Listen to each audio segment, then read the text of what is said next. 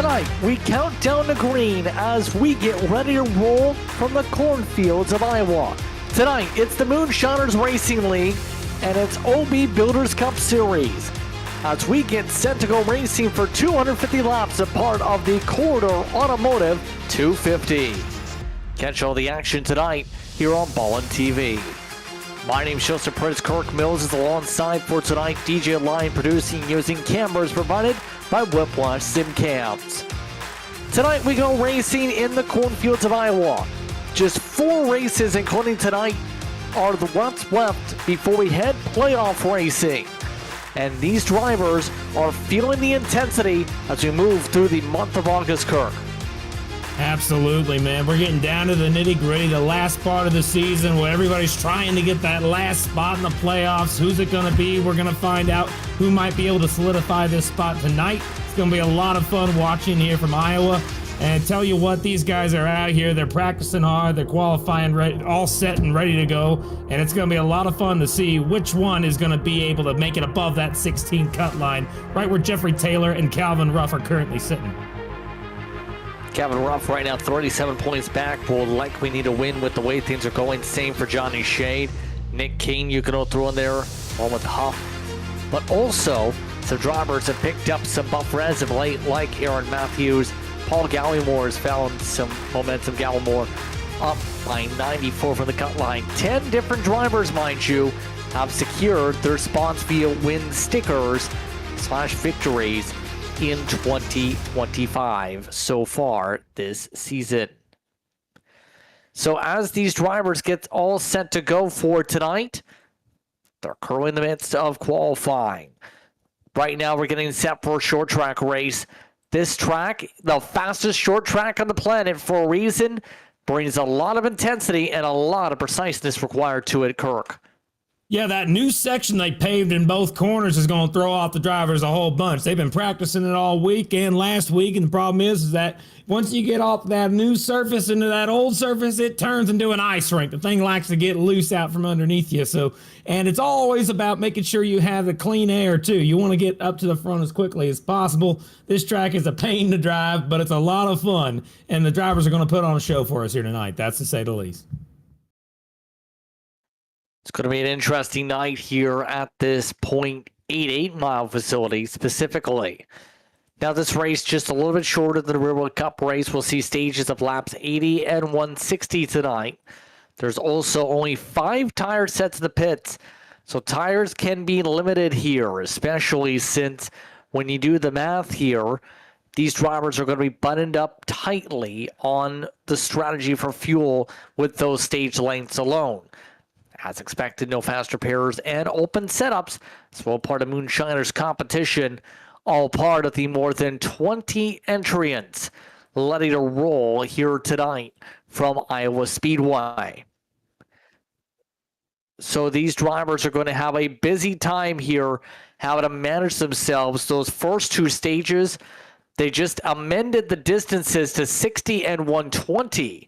From race control in the sim. So it is going to be a little bit shorter than what we just presented there. But regardless here, Kirk, these drivers are going to have to manage their tires as they have to work and make sure they don't overheat, especially at a track where the bottom of the racetrack and the second groove really can collect. Yeah, the second groove's fast, yeah, but the bottom groove is going to be the one right on the white line. That's going to save you the most tire. It might be a little slower out of the gate, but it will save you the most tire over the course of the run. These guys, I mean, sure, that's the driver's job to really worry about where they're going to run. Here's what I'm thinking. I'm thinking that we got to start looking at who's going to win this dang thing. Right now, tentatively on the pole, we got Matt Cox. He's going to be someone to watch, but Alex Coffey's been fast all year, too. He's sitting on his outside. We'll go through the entire lineup here in just a moment, but I'm excited to see which one of them is going to be able to beat each other down into turn 1. We'll have to see how the drivers fare out tonight as qualifying is coming to a close here, which means the field's getting ready to line up for a day race. You're at Iowa Speedway. That Iowa corn is going to bring the infield of dreams to a boiling point. So we're about to find out how they'll line up tonight as they get themselves rolled out onto the starting grid. this evening's race, the Corridor Automotive 250. Matt Cox again staying in the Ford with the Bears. He'll start on the pole. It's Alex Coffey in a very unique looking precision paint scheme to match Monster Energy in second. Corey Moore finished off qualifying third, a 10th back of the pole time. Timothy Harper starts next to him.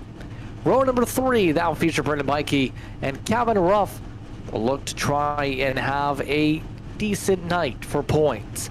Johnny Shea needing points starts off in 7th. Jeffrey Taylor is in 8th. Brendan Fitterplace starts off with the 9th spot, and Blaine Wilson is in your top 10 here this evening, Kirk. Starting 11th tonight, Sean Rogers, and to his outside, you got Nigel Christensen in the 20. Starting in 13th tonight will be Kenny Coppola, and to his outside, Nick King in the 12. You're going to watch starting in 15th, Jose Medina. They're going to start there, and on the outside, Caden Norfray. Starting in 17th tonight will be Paul Gallimore, and to his outside, Shane Wyatt. Starting in 19th tonight will be Tim Wortman Jr., and to his outside, 3-time winner Chris Davis. 21st goes to winning great car. Kyle Holden starts in 22nd amongst the drivers who didn't set times. Barry Sanders, Nicholas Atwood back there as well. Ryan Huff and Jared Clark start 25th and 26th tonight. And that should round out your field here from Iowa. That's what we talked about the run you're here tonight. We've already seen your race analysis, your weather conditions for those curious here this evening. It is hot out there. It's 122 degrees for the track temperature. It's blistering. On fire! Somebody get yourself a extinguisher. It's going to be hot today. These cars going to slip and slide all over the track. Going to be a major thing for a lot of these drivers here tonight to have to manage. So what are some of your keys to victory here at Iowa, Kirk? The goal, I think, just making sure you stay out of trouble. It's a dangerous racetrack. It's easy to get lost here and, get sent to the back or have problems speeding on pit road under green. That's difficult, of course. But these guys are doubled up. We're heading through 3 and 4. The main goal now is just to make sure you get straight through. I'm excited. I think, is it a 2-lap pace or are they going to have a 1? Let's see. It's going to be 3. But the all-about sheet metal pole award did go the way of Matt Cox tonight, taking Coffey off the throne by 4 1,000ths of a second. So it's Matt Cox that's going to be controlling the field. He was the only driver in the 23-2s. Now, based on what you've seen in this series, what are some of who are some of your favorites in your opinion? Will it be someone like Matt Cox? Who do you think? I'd like to keep an eye on all night Johnny Shade. Like, this guy, he just radiates coolness. That's the truth of the matter. I always like that about drivers. If they have a good personality and he's starting up in a good spot right now in 7th, I think he's going to be someone to keep an eye on all night. But up front, again, Matt Cox, he's got a lot of speed. Now let's see if he's got the race pace to be able to keep it up. We'll see what happens. We still have some more pace laps to be able to work around here tonight. Nick Kane amongst those who elected to start this race off pit road. Tim Wortman Jr. had been dealing with technical issues, did not make the starting grid as a result of said issues. And Tim Wortman Jr. is not happy. He wants the car, and it's not letting him in the car because, well, he missed the starting grid procedure. So it's going to be an interesting night here to be able to go boogity-boogity, isn't it? Yes, that's it, man. I love doing it. Every single time these guys get going, it gets me excited. However, these long pace laps have killed me for long enough. All right, let's just go down the backstretch in 3 and 4, and then we'll get going. I'm excited. And with the amount of the cars that we have out here, I think it's going to be a tight field. We'll have to see what they choose to do. Oh, man, I don't know about you there, Justin, but whenever you come down to these moments where they're getting ready for the start of the race, man, it just gets me antsy. I love it. Here we go. That pace car's coming through turns 3 and 4 right now. You see on the front row, Matt Cox and Alex Coffey getting ready to get this thing underway. Pace car dives down. Here they go to the restart zone. And boogity, boogity, boogity. Let's go racing, boys, from Iowa. Rough restart from in the mid-pack. I saw one car not get going. I think they may have missed a shift. the number 14 car on the outside line. You'll see that large gap, the entire outside line dissipated into a single file line now. Bit of a stack up there for split second, but everybody else able to get rolling. It's Matt Cox who controls things on lap 1. He leaves over Alex Coffey and the rest of the pack as they rumble on here. So, most of the field sticking to the bottom of the racetrack here. Already single file for a lot of drivers, 3 wide. Oh, they're turning. Battle's back.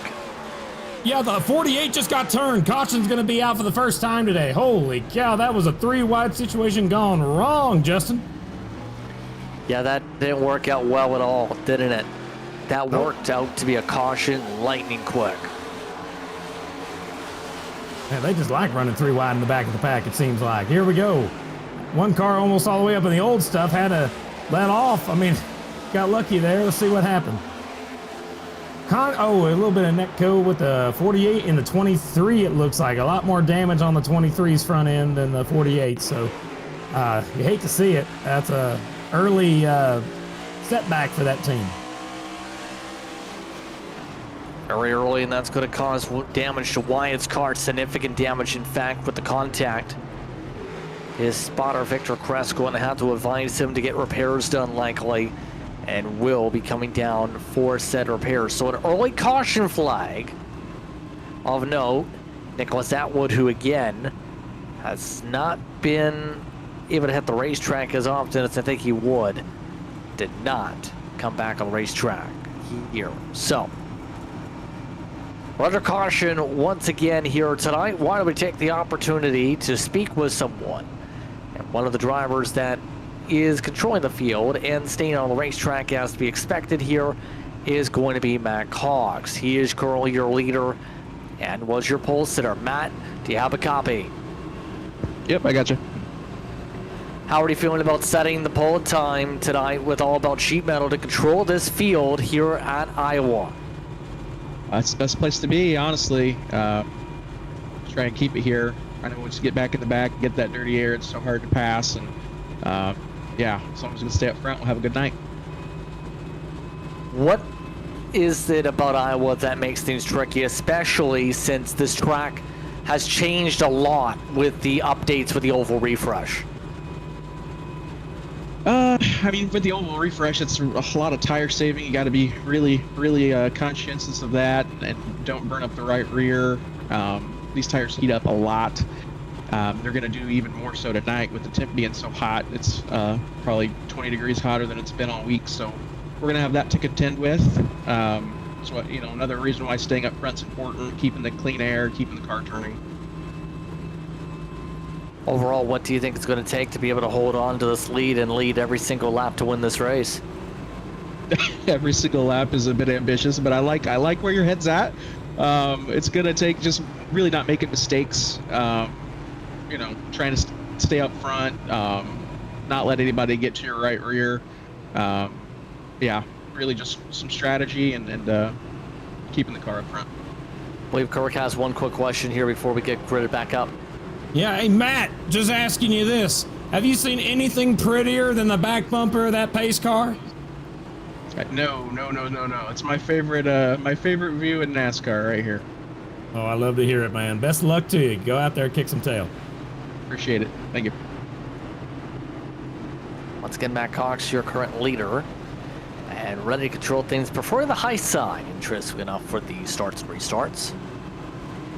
And we get ready to roll once again for the SimRap Market Restart Zone.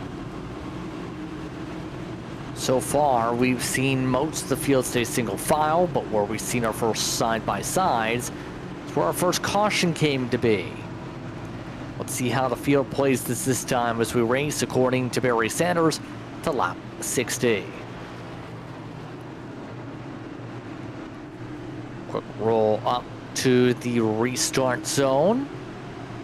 Okay, with the orange on the wall. Very early launch this time for Matt Cox. Off and away. That leaves the dig cars all looking to dig at each other.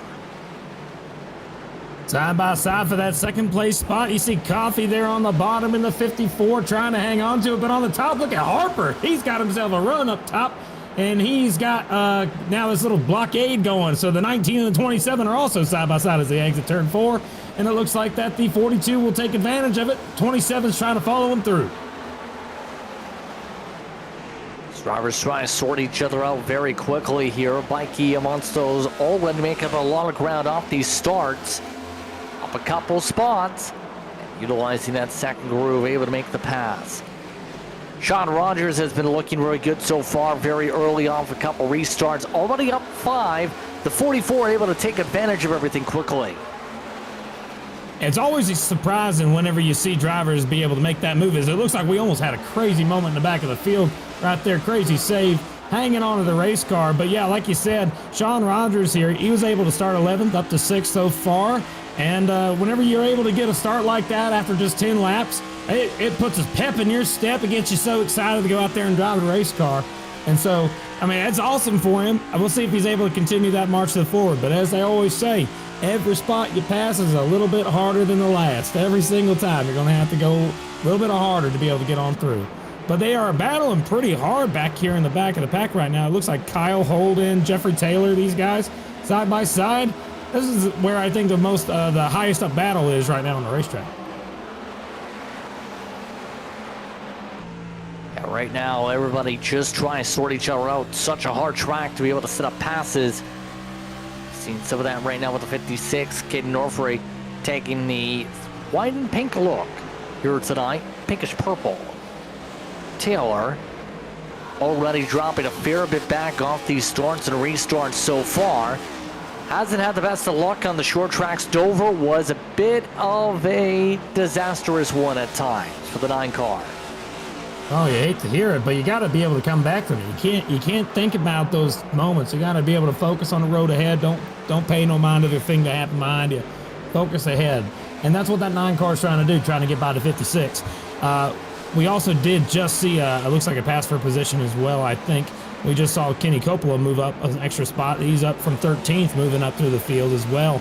Starting to see a lot of cars move their way forward, and only one car I see moving back quite a bit. He started in 12th, but he's dropped back to 16th. Looks like Nigel Christensen is going the wrong direction on the racetrack right now. Some people just not having the grip together so far on the racetrack. See Coppola just trying to manage things right now at the moment.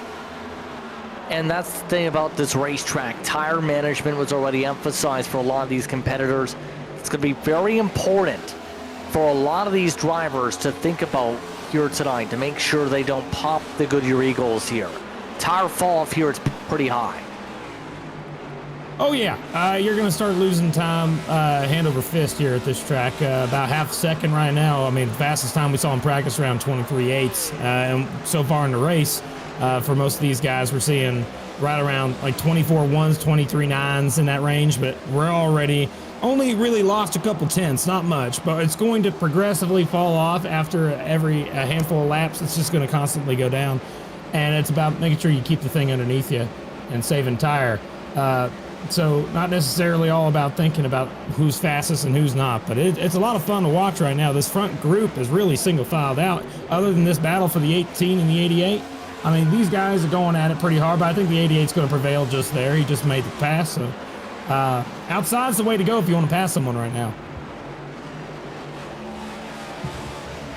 Yes, it seems to be the best place to go to take away momentum from people's lines and whatnot. The tough part is, though, how do you make sure you get a run to that outside without, well, getting yourself overcooked on rotation? Be patient. Wait for the front guy to make a mistake. That's a good way to do it. I always say get close to the back bumper once they make a mistake, and then you can move them up or play around with that concept. But throughout the entire field right now, if we had to take a look observationally, everybody is pretty much single file. It looks like all the way back until you reach about, looks like a side-by-side battle with Caden Norfrey and also Paul Gallimore. They're the only side-by-side battle I see on the track right now in 15th. So, but we're on board with third place right now. They get to have this view where they are stuck behind second place. They want to get by him as quickly as they can, but what are they going to do to be able to get by? You got to get clean air. Well, that's what he's doing. He's offsetting his car to the left of the car in front of him in the middle of that corner, so that way the left front part of the race car gets some more air on it. So he's trying to offset his car from the car in front of him, and it's always a smart thing to do if you're trying to save some tire.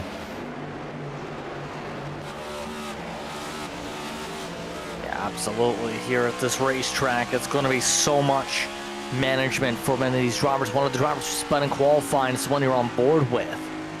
Chris Davis looking to make up some ground. So far, so decent. Up 4 as Wortman Jr. gets a little bit wiggly. Someone else gets even more squirrely. Caution flag is out. It is the 12 car. Nick King sitting sideways on the front straightaway. It looks like that they may have gotten a little sideways. Let's take a look and see what may have caused them to go a little sideways.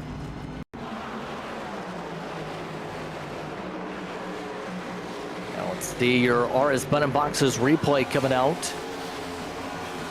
And bye-bye car. Well, that is the first spin off turn 4 today, and I don't think that'll be the last. Turn 4 is such a hard corner to be able to manage. You get so loose so quick, and most of the time it's so hard to catch. So keep that in mind. You see it, no contact from Barry. It was 100%. Just car got loose out from underneath the 12, and he spun it. Luckily, he didn't collect anybody else. No damage for himself, but this will bring out our second caution of the day so far here on lap 22. So 2 caution flags so far tonight. Only more than 20 laps into the race so far tonight. Let's take a quick step aside. We're under caution here from Iowa Speedway. Watch it on TV for the Corridor Automotive 250.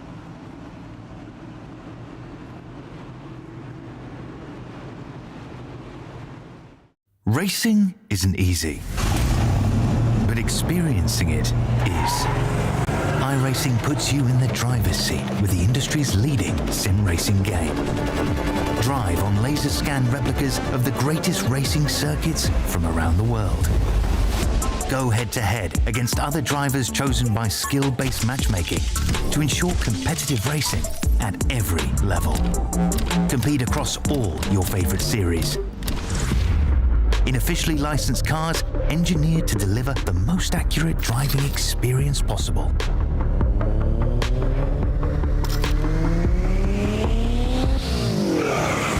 Join a race or host your own with players from across the globe. Race against the computer or in a league with friends. Feel the thrill behind the wheel. Visit iRacing.com.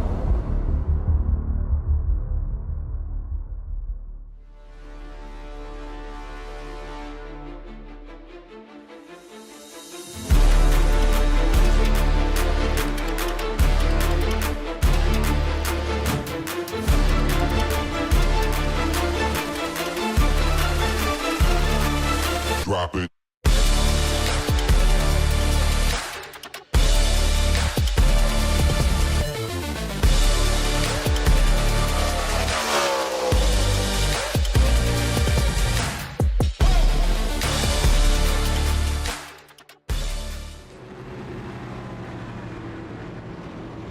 Welcome back, everyone.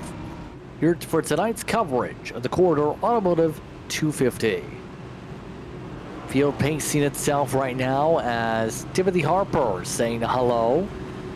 Matt Cox again setting up for the outside for the upcoming restart. Just Prince Kirk Mills with you, TJ Lyon producing for tonight's coverage. So far, drivers have gotten loose. So far, drivers have made a little bit of contact. But for the most part, there's been one constant. Matt Cox in the lead, Kirk. Yeah, I mean, it's really just about having clean air, and he's doing it. That's fun to watch because he's able to be in one of the most comfortable positions, but I like watching him whenever you have guys right on the tail end of the back bumper and you're just trying to find out a way to get on by. But that dirty air really messes it up, so it's a lot harder for the driver of the 42, Timothy Harper, to be able to actually make the move. But remember what we saw last restart. That 54 started where that 42 is. He lost 2 spots because he was stuck on the bottom. Let's see if that happens again. All of them are still on old tires, so we might want to pay attention to tire spin as well. find out how this goes in the SWM restart zone. A bit of tire spin. Push 3 wide up, maybe? No. Coffee thought about it. And instead, Timothy Harper able to get the better roll. But it's Cox that has the preferred groove for these types of passes. Still side by side for the lead. This is awesome. Cox on the outside, but Harper's on the bottom. He's washing up a little tight. Here comes the bottom right there. It is the 27 of Brandon. He's going to try and make it 3 wide for a second. Not going to work. He chooses to pull back in, and now the 54 is going to dive it in deep. Still side by side for the lead. Still no chance to clear on by. As there goes Matt Cox, now able to get the point. Bikey goes 3 wide. Coffee forced down to the bottom. Harper trying to tiptoe from the middle, gets squeezed out like a pea pod. So it's battle of Toyotas all amongst the front of the field. And yet again, the trend is still there, as you were talking about. Outside is the line if you want to get a move on. Yeah, I mean, it's true, but you saw it there. The hard part's being... Oh, yeah, see, that 54 did exactly the one way you can make the bottom work, is if by force. You got to rub them. And they're sideways behind. They saved the race car. Looks like that was Kenny Coppola saving the race car, but they're still side by side right now for the second spot. And that 54 is using up the 27. He is angry on the radio, too. You can hear it. Yeah, some tempers flaring. Oh, way up the racetrack. Bikey pushed up out of the groove, nearly into its teammate Rogers on the way down. And Alex Coffey using a bit of the drive out method, trying to push him up the racetrack there. Trying to track him out. Bikey holding on to 4th. That was rough in general, man. I mean, it's a little early, don't you think, to be shoving people up and out of the good stuff. I think it's just fine to be able to race hard like that. That's Rubbin's racing. It's a little early for it, though. I just surprised for seeing it on lap 30. You know, that was cool. A little bit chippy for a couple of these drivers right now, as looks like Kyle Holden is trying to make up a lot of ground. He started this race in 21st position. He already has a chance to move up in the battle for 7th. What a drive so far for Holden. He's been looking very smooth. Yeah, he didn't qualify, which is kind of deceptive here. We don't know exactly how fast he was until the green flag, and it is obvious that car is going to be quick, and he's going to be a contender here, I think, for the top 5, maybe even a higher position. He's all over the back bumper of Harper now in the 42 car. 42 just hit the wall a little bit there, actually. It's going to let that 88 gain a little bit more momentum. He's going to be on the bottom of the racetrack for 1 and 2. And he's going to be there battling with that 42 for the next handful of laps until he can make the pass. But I think he's the only one I've seen that can maintain on the bottom line, like maintain position. He's able to gain it and not overdrive it. He's doing it really well in that 88 car.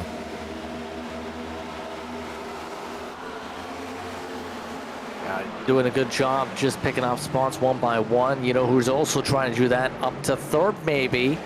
Rogers trying to do it from the inside. Outside for Coffee.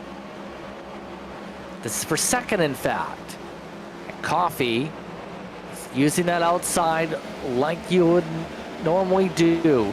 Be able to defend and be able to get that drive off corner exit. It's great on the restarts, but the longer you go into the run, the harder it is to make that top line work.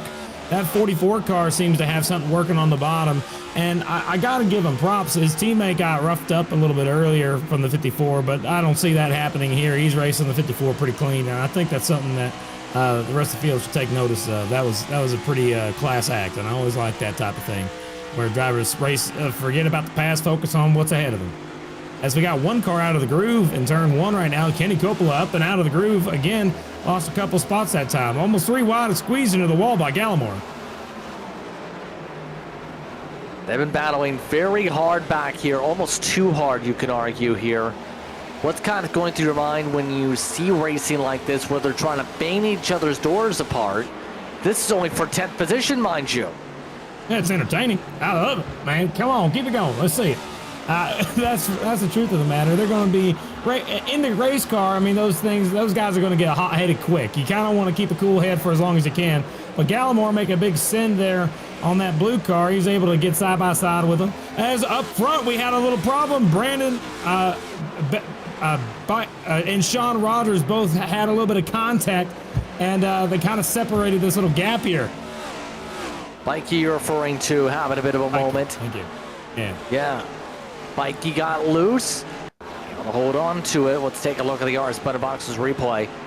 This is similar to what we've seen earlier for some drivers, where you're coming across the seams and then you just snap out like this. Hanging on to the race car, but they're still side by side live right now. I had a turn number 2 for the second place spot, and there's a little bit of door banging right now up front. 44 car. He's still trying to make it work. I mean, these two aren't really giving up, are they? Not for second. That leader, though, loves seeing that in his rearview mirror. That's some of the best things you could ever see, is a couple cars racing a little aggressively in your mirror. Kind of a light arc opportunity. We've seen a couple of them here tonight. Most of the field is grouped together. 19th on forward is packed together here.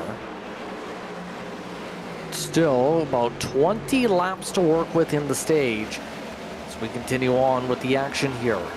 So far, no one's been able to keep up to take away the lead, though, from the 32. Matt Cox consistently running 24.8. The field back here running 24.8. Ooh, Coffee just had a moment off turn 2. He just lost a whole bunch of ground. Now, guess who's right around him? The guy who was using up earlier, Brandon Bike. He's right there. I mean, he's all over the back bumper. He's ready to try and get a little bit of revenge, I think. Yeah, a few drivers trying to battle it out. Coffee is able to hold on to it, though, for the back straightaway bobble. Bikey hits the side of the 19. Holden choosing the high side, while Moore chooses to run where he wants to run here. Holden now switches bottom to top, just trying to find wherever the momentum is going to swing, and the momentum swings the way of Moore from the high side. That 19 car on the outside, Corey Moore, yeah, he's doing exactly what he needs to do, carrying that speed. Something's wrong with that 54. I think he has great short run speed, but ever since that restart, he's kind of lost a little bit here and there, and I think he might struggle in the long run a little bit. But up in the front, what I am surprised by is the fact that Sean Rogers isn't letting Matt Cox just get away. I mean, he started 11th, he's up to 2nd, and you're going to see that gap, I think, stay largely unchanged for a while, but that was mostly because he had to work through the whole field. But I think if they had fresh tires starting side by side, I mean, I wouldn't be able to tell you might have the fastest car. They're in two different positions as one car saves it. Corey Moore on the bottom of the racetrack got loose off of turn 4 again, and he saves the race car, loses a couple spots though. And we got things to stick as Moore gets shuffled all the way back again. We'll have to reset with all the positions again, from 3rd all the way back outside the top 5 at the span a couple corners. Oh, the wrecking! Momentum swing. On the front straightaway, the 77 and Kenny Coppola spinning sideways through the grass, up the racetrack. Look out. Looks like no good. There's the caution. Timothy Harper and Kenny Coppola both get involved in our 3rd caution of the night here on lap 46. Oh, and that might get looked at because Coppola stopped on the racetrack and then got the caution flag. Was not going to come out. Wasn't for him stopping. RS Butter Box's replay is Timothy Harper was the other car involved. Harper got loose, collects the 77. Both did hold on to it, but watch, the 77 locks it up, stops, caution. Well, let's take a look at that. Hang on, let me make sure. Because the thing is, when you're wrecking like that, let's go right on board with Coppola if we can. Can we get, like, in-car look at the wheel? That might actually help us a lot. Let's take a look right here. Coppola, here we go. On the bottom of the racetrack, minding his own business. He's on the bottom, looks fine, no big deal. 42's on top, he gives them room. Contact, oh, they get loose, he's trying to save it, turns right back up into the traffic. He's holding the brake, trying to not hit the inside wall or go up the racetrack. But here, he could have gotten back rolling again, but maybe, I'm not sure. In the moment, that type of thing, you think cars are going to go by on both sides. So I think it may have just been, you know, trying to stay as consistent as possible.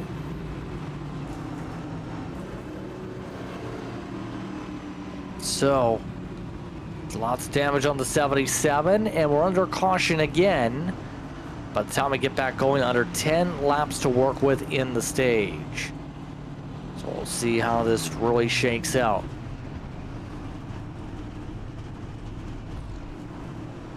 So as the race chat gets very entertaining over somebody's birthday, we'll get confirmation on who the birthday is. But Sean Rogers, we'll see if we can get him pulled away from that conversation here. Since he's up to second here in this situation. Sean, how are you feeling in the 44 car tonight? You've been moving. Feeling good. I feel like I got a fast car. I think I might have burnt my stuff up a little bit trying to get by coffee, so we're just going to try to hang on to the second place, try to get some good stage points. How would you describe how it is battling out on the racetrack? You've been able to make a lot of spots up so far tonight. Yeah, it's track's hot. It's very slick out here. You got to be very careful. I've got lucky on some restarts with some guys spinning tires, so you can kind of gain spots kind of in groups like that as long as you're not in the lane with the guys spinning. So got lucky, and like I said, we got a fast car here. The guys at Beast Mode and Kenny at TWRS definitely built us something good for this week. So with that in mind here at this point, what's it going to take for you to take this race lead away from your teammate? A new set of tires. He's been driving all comfy in the clean air where I've been fighting my butt off back there, so I'm sure he's got a little more tire than me. So we'll see what happens on this restart, but yeah, I'm confident once we get some tires, you know, then we'll see where we stack up. Just get back to your team. Thanks for the time. Yep, thank you. Sean Rogers, so far, doing what he needs to keep up with his teammate. We'll start on the inside. Row one with Cox choosing the outside. Got the confirmation it is Timothy Harper's birthday today. So that spin doesn't help out with the birthday celebrations there, Kirk. He'll have to come from the back now. Well, that's probably the worst gift you can be given on a birthday. Is getting wrecked, sent into the back, getting loose on your own. And that's the worst thing you can see. That is for sure. Hate to say it. I got to tell you right now, though, what I'm excited for is on this restart, how the old tires up front are going to stack up. Because we saw a lot of cars come down to get tires. Some of them didn't. Let's see how they handle it. Remember, we saw the wheels spin with the hot track. It's going to be way worse now that we've gone about 50 laps on the same set of tire. Here we go. Going through the restart zone, sim wrap market restart zone. Here we go. Hang on to it. And no major tire spin this time. 10 laps to go here in stage one. Hearing some people at the back had tire spin, but the front of the field is fine. Rogers does hold on to second, but Holden is able to jump up to third with his launch and is already looking for second on the outside. You know, that 88 was quick this whole time, and I think he's going to take advantage of it. He's probably going to try and take the stage one away. I think he might have the speed to do it, too. That 88 is on rails.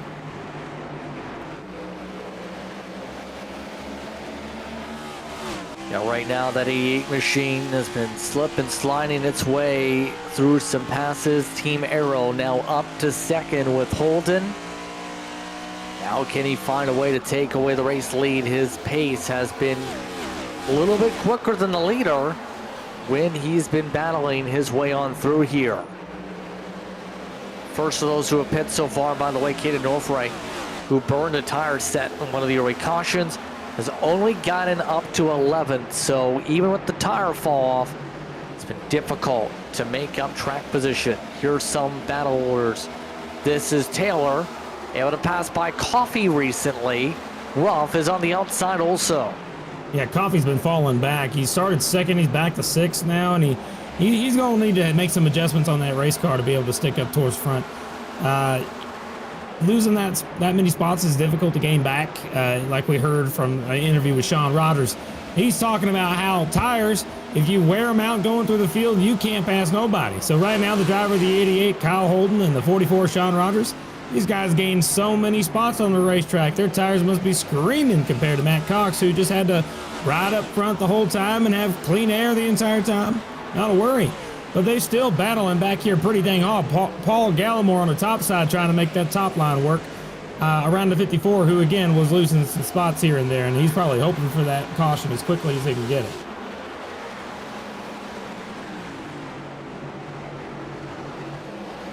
right now. We're about 5 laps away per race control from that point.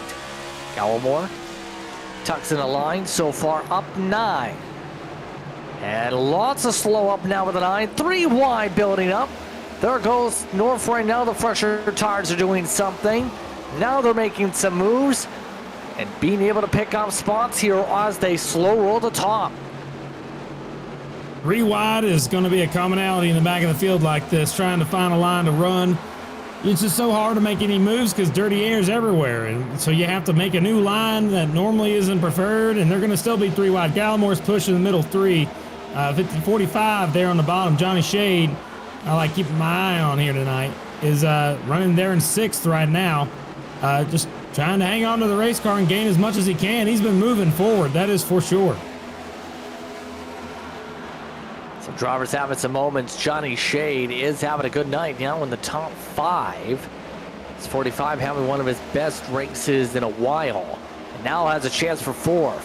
Coffee scratching and clawing to hold on with 2 laps to go to any spots. He's been fading at the back end of this run. Yeah, he's in danger of possibly not even getting some stage points here. He's right on the cusp of that, so he's got to be able to maintain his position if he wants some stage points. It looks like we're going to go and get the 1 more lap to go for the stage here when they cross the stripe. Want to go stage 1. Matt Cox has been looking very strong so far here tonight. We'll see how this goes. Again, Barry Sanders confirmed 60, 120, 250. Final discussions in race meetings. So Matt Cox should be seeing the green white checkered here. Kyle Holden, Sean Rogers, no Johnny Shade over Sean Rogers, followed by Brandon Bikey in the top 5. Ruff, Coffee, Fetter Place, Gallimore, and Northray round out the top 10. How they cross to the stripe, but Matt Cox has led every lap so far tonight. A dominant night for car 32 so far, Kirk. Yeah, I mean, once they get tires, it's going to be interesting to see if he's able to hang on to it. We got a lot of fast cars that made their way through the field at the end of that stage, and you know, we want to keep an eye on that as we head towards the start of stage 2. The field now catches up to the pace car and gets ready for pit stops. Let's see how the race off pit road fares out.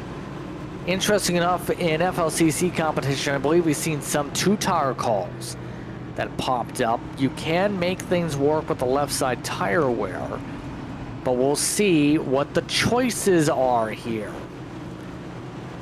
Should be 4 tires in theory, but some people might pick the track position over the grip. I think they'll pick the 2 tires. I mean, I think that's what we've seen all week in terms of full-length races. I think that's what we'll see again. I mean, if you really want to make it to the end of the stage and, you know, win the stage, you really got to start trying something if you're running like 5th on back. You got to try something new. So we'll see who takes 2, who takes 4. They're all pulling into their pit stalls now, getting some service. Looks like the 32 up front. He's going to go ahead and stop in his box. Looks just clean and fine. Nobody going through the box, taking right sides. And a full tank of gas. He's going to drop the jack. And it looks like he has chosen to take a total of 4 tires. And I don't see anybody taking 2 quite yet. Here we go. We got somebody taking 2. But not quite. They're all taking 4. That's Everybody kept it simple. But Johnny Shade had a great pit stop. Race off the 2nd spot for the 45. Not a bad run. I told you, keep an eye on him. I like that 45 tonight. I think he's going to be pretty quick. Got to a good spot, and now he's up to 2nd. Now he's just got to keep the clean air. See if he has anything for Matt Cox. He's around a few times here, but what do you think about how the race has gone so far with a couple caution flags? So far, all 62 laps have gone the way of car 32. What's it going to take to pass Matt Cox other than pit strategy? Well, I mean, getting them out of the bottom groove, get them out of the top groove, I should say, and try to get them down to the bottom or at least move them up and out of the groove. That's the goal right there. You want to try your best to do is get him out of a whack, mess with his brain a little bit, try and confuse him. You could also just do it on raw pace. A lot of these guys have a lot of raw pace. I think that we'll be able to compete with them. Like Drivers like Kyle Holden, I think, is going to be there in no time. I think we're going to keep an eye on that 88 as this restarts gets underway. I think that 88 is going to have a lot of speed to make it work. But one driver that we saw come in with the leaders but fell outside of top 5, Sean Rogers in the 44 car, now going to be restarting in 7th, lost a few spots in the pit lane, so that's important to watch as well. He had been doing really well, and now will have to claw his way up from 7th. After battling as high as 2nd during that last run.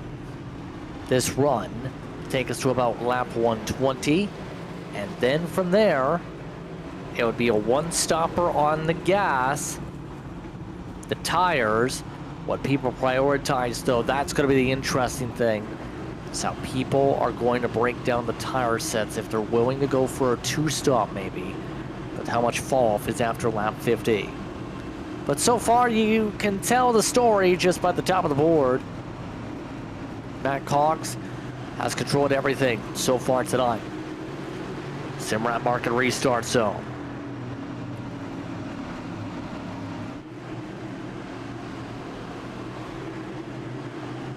Green flag is out. Bit of a jump that time from behind. One of the BMP cars tried to time it up in Bikey. Matt Cox able to clear. Bikey actually gets up to 2nd with that restart. Great jump for that 27 car, doing exactly the right thing. But now he's got to be able to chase down the leader. Let's see if he's able to do it on these fresh tires. Considering right now it's all about, getting to the bottom and saving as much as he can. I don't know if he's going to push too hard, but it's hard to even make a move whenever you get this dirty air in front of you. So with these next-gen cars, really has a bunch of negative opinions in terms of the drivers. But they single file out really quick, and once you're on the top, you lose spots. You see that with the 54 happening again. Dropping back through the field, he dropped back to 9th. Yeah, not a great run now for Alex Coffey in terms of what he's done since the start of the race. But the rest of the field trying to squabble. Yes, Holden. He's taking a peek. Johnny Shade's getting a better chance though for 2nd. If anything else, he got to the outside of Bikey. Yeah, that 45, he's lucky. That 88 came by and hit his left rear quarter panel, and that got him a little loose up the hill, and it actually helped him make a move there on the 27. And now the 88's trying and help the 27 out. I think he's trying to make them race each other so that way he can, once they're done racing, pass them on fresher tires. I mean, he's saving his stuff right now until he has to make the move. Side-by-side battle now with the 44 car. See that happening. Rogers there on the bottom, getting on by. Rough there. And they're single file now for the front, looks like 11 cars. Interesting to say the very least what we're seeing on the racetrack, but we'll see if anyone breaks the tide of just run the bottom and go from there. Wrecking on the back. Oh, trouble! Crash. Yeah, the 21, Jared Clark, hardening the outside wall. Some tempers flared on that radio from that caution flag is out as let's take a look at what happened as Clark had peeled off to the left and started slowing down in front of Wyatt. Take a look. Down the toe link damage. Oh my goodness. He hit the right front, broken right front tire, and he goes into the corner trying to make the corner work. Let's see here. I don't see where this toe link damage came from. I think he had damage from before the crash. Oh, that was odd. Very odd. He did say on the radio he was trying to get out of the way.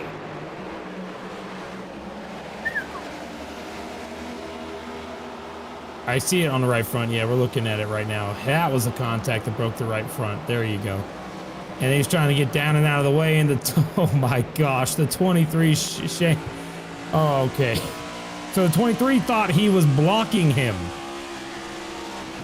And so that was interesting.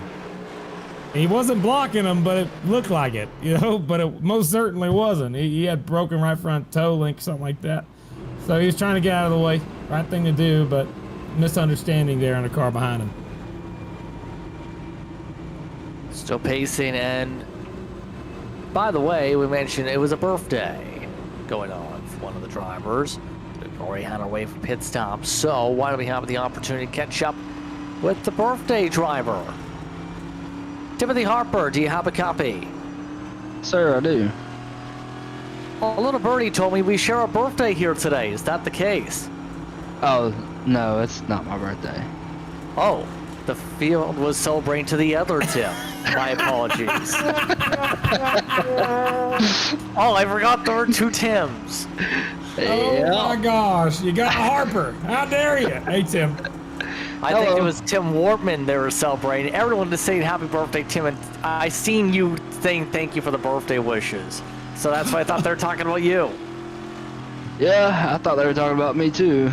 But I remembered my birthday was in September, not August, so. How's the car Happy feeling? early birthday, man. Thank you. Car feels tight and loose at the same time. I guess the bumps make it loose, and it just earlier I just got really loose off of 4 and got a little bit of damage. I don't know. I'm gonna have to figure something out and see how to save the right front to be able to save it from getting loose, if that makes sense. Probably not, but yeah, tires were even on tire wear, but just didn't feel good. So. Well, we just received one to go. I'll let you get back to the rest of your team. Thanks for the time. Appreciate it. Thanks for the happy birthday wishes. That is on me. It's Tim Wortman Jr.'s birthday today. We'll talk to him in a minute. We'll get him in here when they have another accident. Yes. We'll try this again. It is Wortman's birthday. Well, this is what happens when you say thank you for the birthday wishes. You end up being the one.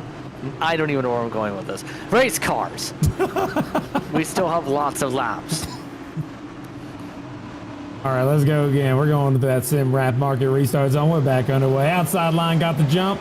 Not that much wheel spin this time. Looked pretty good throughout the field for the first time tonight, actually. You can say something good for the field. Side by side for second now. That 88's trying to make the top line work. As a 45, Shades trying to make it work on the bottom. Good race so far for Johnny Shade. And he looks to try and make the move now to the inside for second. Backs off. Look at this though. Holden's got the first major chance for the race lead all day.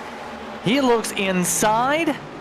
Will this be a chance for the 88 to take a lap away from the 32? No doubt in my mind that 88's got the speed to do it. He's on the bottom, trying to make it work. Now, just remember what we saw at the very beginning of the race, the 54.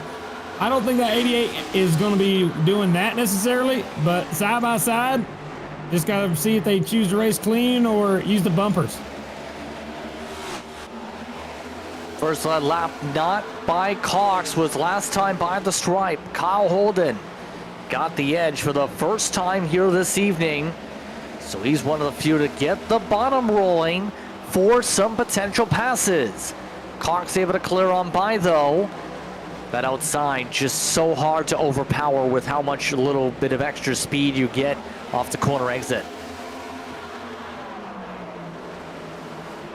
I think he's got to start thinking about ways he's going to be able to make this move, because later in the race, he's not going to be able to make that work. He's got to, actually stick in the gas a little longer, use the side of the car to move him up the racetrack at least a little bit, like we saw with the 54 earlier. But the side-by-side battle still continues here. You got the 58 car on the outside trying to make it work. This is trying to get by the 56 rather. On the outside trying to get by the 34. He's got a good run on that top line. I think that 56 quick off the gun on the top line, but that 45 that we've been watching for a while, Shade actually lost a couple spots since the restart. Not quite into a rhythm yet. As the battle for the lead heats up again, side by side. An arrow poke from Holden. Now backing off and still keeping the fight up. Cox went a little bit higher up though on his entry line. Had to lift a little bit earlier. Holden nearly clearing on by.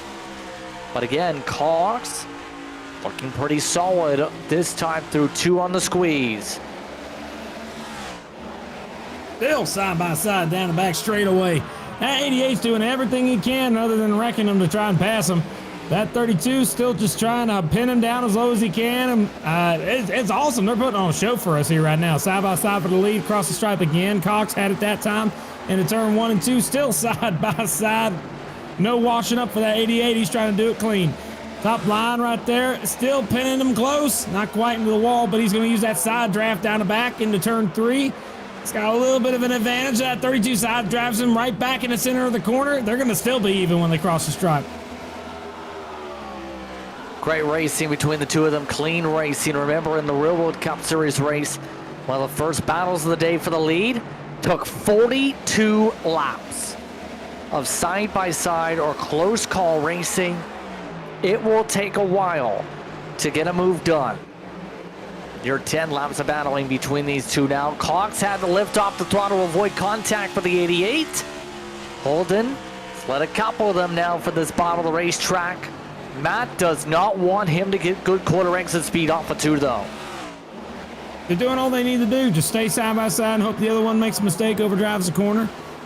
Holden's just holding the bottom, doing the right thing. 32 is able to get a really good center of the corner, but on the exit, that 32 just seems to break even right there. I got to tell you right now, that 88, though, it's fun to see him actually be able to attempt to make this work. Everybody else is behind him, and you'd think that they'd like it because when you're running side by side, you slow down. Nobody's been able to catch these two yet.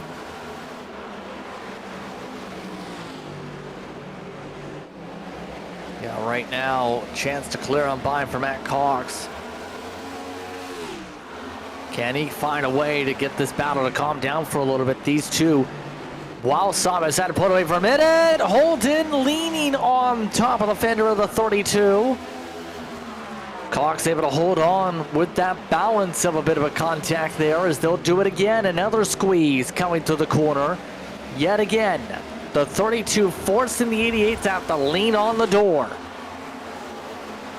88's going to have to make a decision. Do you want to pass him or do you want to keep running side by side with him? There's a way you can do it, but he ain't going to like it. So he's got to figure out if he wants to do it or not, or just keep running side by side like this. It'll never end until they get something good on their end to help them out. This just can't seem to get back going. Still even, but now take a look at third place. Sean Rogers. Talked about him. He lost a few spots, got back involved, and he's catching these two now. Right now, the more they fight, the more this helps out Rogers. Absolutely. These two going to burn up their stuff a little bit with all this fighting. Bit of a creep up that time for the 88. As they get themselves to the gears. 6/10 back still. Rogers gaining a little bit, not too much. And there's the 32 clearing by. Holden forced to reset. You know, with that in mind, I think that's going to put third place in the best spot, actually. Sean Rogers, now that they're single file like that, that 88 ain't done. He's going to try and make a move again, just like that to the bottom. Backed out of it at the last second, but he's able to get runs on the back bumper. I heard a race car driver once say that it takes a lot it takes not as much to catch someone as it does take to pass someone. You need at least double the speed to be able to pass them. So it seems like that 88's just having a lot of trouble getting on by because of these giant cars that just don't seem to be great at racing, to be honest.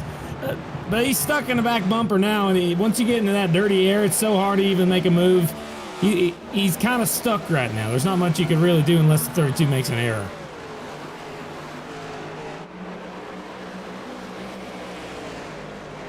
Yeah, right now, it's about just the patience game, right? Especially with how dominant this 32 has looked in clean air, even with the pressure provided. Still less than 30 to go in the stage here. As we get ourselves squared away. Rest the order, by the way. Oh, we have some troubles in the back of the field. Hearing that's 2 cars just had to come from stage left. These two did not bring out a caution, though. Nick King and Paul Gallimore Sends them both into the inside wall. No yellow. RS Buttonbox's replay, though. Yeah, I don't think Paul did anything wrong here. Let's take a look at the 12 car. Nick King on the outside got loose, collected Paul. Both go sliding down to the inside wall, and heavy contact for both of them. They got to get back going underway and try and keep the car underneath them and hope they don't get lapped so they can get the car fixed. Because these things are tanks. In real life, those cars are out. But iRacing seems to not understand that concept. So they're still at the tail end of the field now, and they're going to be straggling, hoping for the best. So that contact will now see them 12 seconds back of the leaders. Kenny Caldwell, we've seen him from an earlier incident. Just trying to maintain now. He's been able to get the car fixed at the very least, though. So far, he's been running in the teens for most of the night. Shane Wyatt's also fixed all his damage, too. Yeah, there's also a moment we just had on the front straightaway. Caden Norfray actually got loose on the front stretch and went through the grass. No caution brought out for that one. That happened about a lap ago, so it's starting to get difficult to drive out there. You're going to start seeing the leaders actually switch lines up. That 88's all over the back bumper, that 32. He's ready to try and actually make another pass for him. He's going to try to top this time round through turns 3 and 4. He's going to get there. I think he's going to be on the outside quarter panel. Oh, but he can't keep it there. Had to lift off the gas to avoid the wall. He almost got it in. Oh, look at that. Matt Cox now moving up, aero blocking to make sure he doesn't get the run. Smart play by the 32. Play by the rules you dealt, not by the way that you want to play, I guess. He's doing what he has to do to hang on to the position where he's at. But 88, I think underneath his helmet, he's probably a little frustrated. We'll see if he's able to work this time. He turns down the hill that time. He's got some clean air. They're going to be side by side off turn 2. And now Sean Rogers has the best seat in the house right behind him, watching this whole battle go down and waiting for his opportunity to strike. It's going to require some side by side to get the true shot. Holden trying to diamond line. Here comes the run. Again to the inside. Now trying to late arc a touch. Trying to take away the 32's entry line. He's got the momentum to at least get the edge for the back straightaway. Turn 3, still side by side. 32 just knows how to roll the top a little better. But the 88, that time, able to maintain. But that 32 still has a great exit speed. And he's able to get to the line first every time. That 44 is trying to think of a way to get on by. But he's got the worst dirty air of the field right now. Got 2 leaders rubbing on each other in front of him, though. Don't say this is done. That 44 can make a move if he wants to. Probably could have made it 3 wide, chose better of it, but still side by side for the lead. The 88 really wants it bad. He wants a chance, and the question is, can he find a way to clear on by Foley? They still have 20 laps to race in the stage, mind you, before they get the next stage caution. Holden looks like he's got a chance to maybe clear here. Almost cleared his way out of turn 2, but again, that 32 on the outside's got the run, but couldn't get it to stick this time. Kyle Holden's clear. Kyle Holden's in the lead. Well, you see it there. That 88, I think we might start seeing him pull away a little bit. I think that he is a lot faster than that 32, and that 32 won't be able to keep up. It's all about getting by and getting the clean air, and you see it right there. He already gained half a car length, and now the 44 is trying to make a move on the 32 as well. Remember, this is the first time that 32's seen dirty air all day. So now it's about trying to find out if he can actually keep it in the pack or not.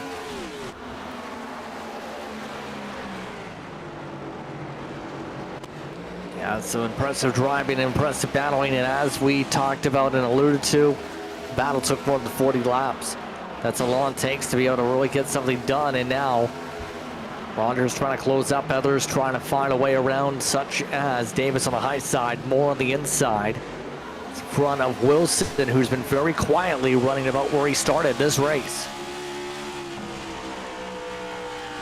Staying right where he is. I mean, if we're on board right now with Corey Moore, you see this hornet's nest these guys are all in right now. You see Chris Davis right out the front end there.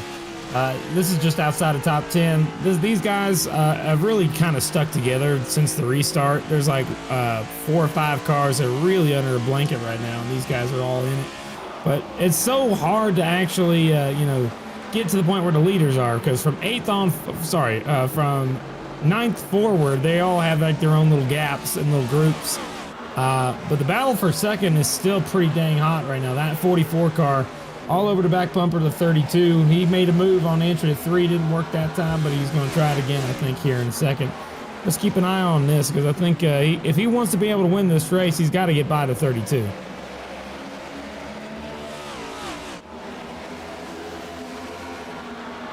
Yeah, right now it's the matter of seeing where the run can come. And right now Rogers doesn't seem to have enough to be able to get alongside here at the moment. Less than 15 laps to work with in this stage. Now the door's open to go alongside. And Rogers not able to take it. Cox trying something different to hold on to the spot. Gavin Ruff's doing a great job, by the way, in this stage, to give him a shout out. He's been top 5 speed all throughout the night. He is in the midst of this battle, just outside of range of it, in fact. He's been holding on to 5th comfortably. Oh, second place. Oh, he's turning him. The 32's spinning. He turned him on turn 2. That 32 saved the race car, but he loses 5, 6, 7, 8 spots all the way back to 8th place. Oh, that 32, he ain't going to be happy about that, but I think it was a racing incident here. That 32 got loose on entry to 1 and 2 and tried to cut off the 44. Let's take a look at it to make sure that that's the right understanding. Let's see. Top line. Yeah, 44's there. Car's there, man. So I think 32 just went across the nose when he didn't need to, and that dropped him back all the way to 8th. That contact sent him all the way down the racetrack and putting Bikey to 2nd as well. 2 teammates in the same team chatter, mind you, make contact and spread apart the pack. Rogers does hold on to 3rd from it. But now that's given Kyle Holden a massive lead. The 44 now having to hold back Calvin Ruff for a top 3 spot. Holden 1.6 seconds up. We got like, what is it, 9 laps left in the stage? Is that right? 120, is that right? We are coming up now to 9 to go this upcoming time by. But with that in mind, I mean, they just got to make it cleanly. But I'm seeing so many battles on this racetrack that's so dangerous right now. I wouldn't be able to tell you that they can do it right now. It's a lot of hard battling throughout the back of the field. You're looking at it right now on your screen. 45 car we talked about for a while. He's been actually dropping spots here and there a whole bunch. Johnny Shade, he's going to try his best to get back up through there, but he's going to need a caution desperately. The 10th place spot for points is currently held by Blaine Wilson. He's sitting there 10th place right now in that neon green looking 18 car up ahead of these guys. He's safe right now. Just drive the car comfortably. Don't get stuck behind nobody and you'll be fine. The next car behind him is Chris Davis in 11th. He's going to have to try everything he can to try in just 7 laps to be able to catch this guy to try and get some stage points. Yeah, the highlighter so far has just been maintaining its rhythm and drive so far here. So we'll see where things truly settle on in for him by the end of the night. Some of the drivers trying to do stuff. Barry Sanders, once those did set a qualifying lap. Right now 12th. The boss man 8 seconds back of the leader. Got a ways to go to catch him back up. I don't think you're going to have stage points, but I think that he's going to have to come down and actually make some adjustments to be able to make the car work better on a short run, because he's good on the long run. He's catching Chris Davis. He's even going to be making a pass to the outside, I think, here in a lap or 2. So keep an eye on that 81 to try and get close, but I don't think he'll have enough time to actually make the pass for that position up there in 10th to be able to get the extra points.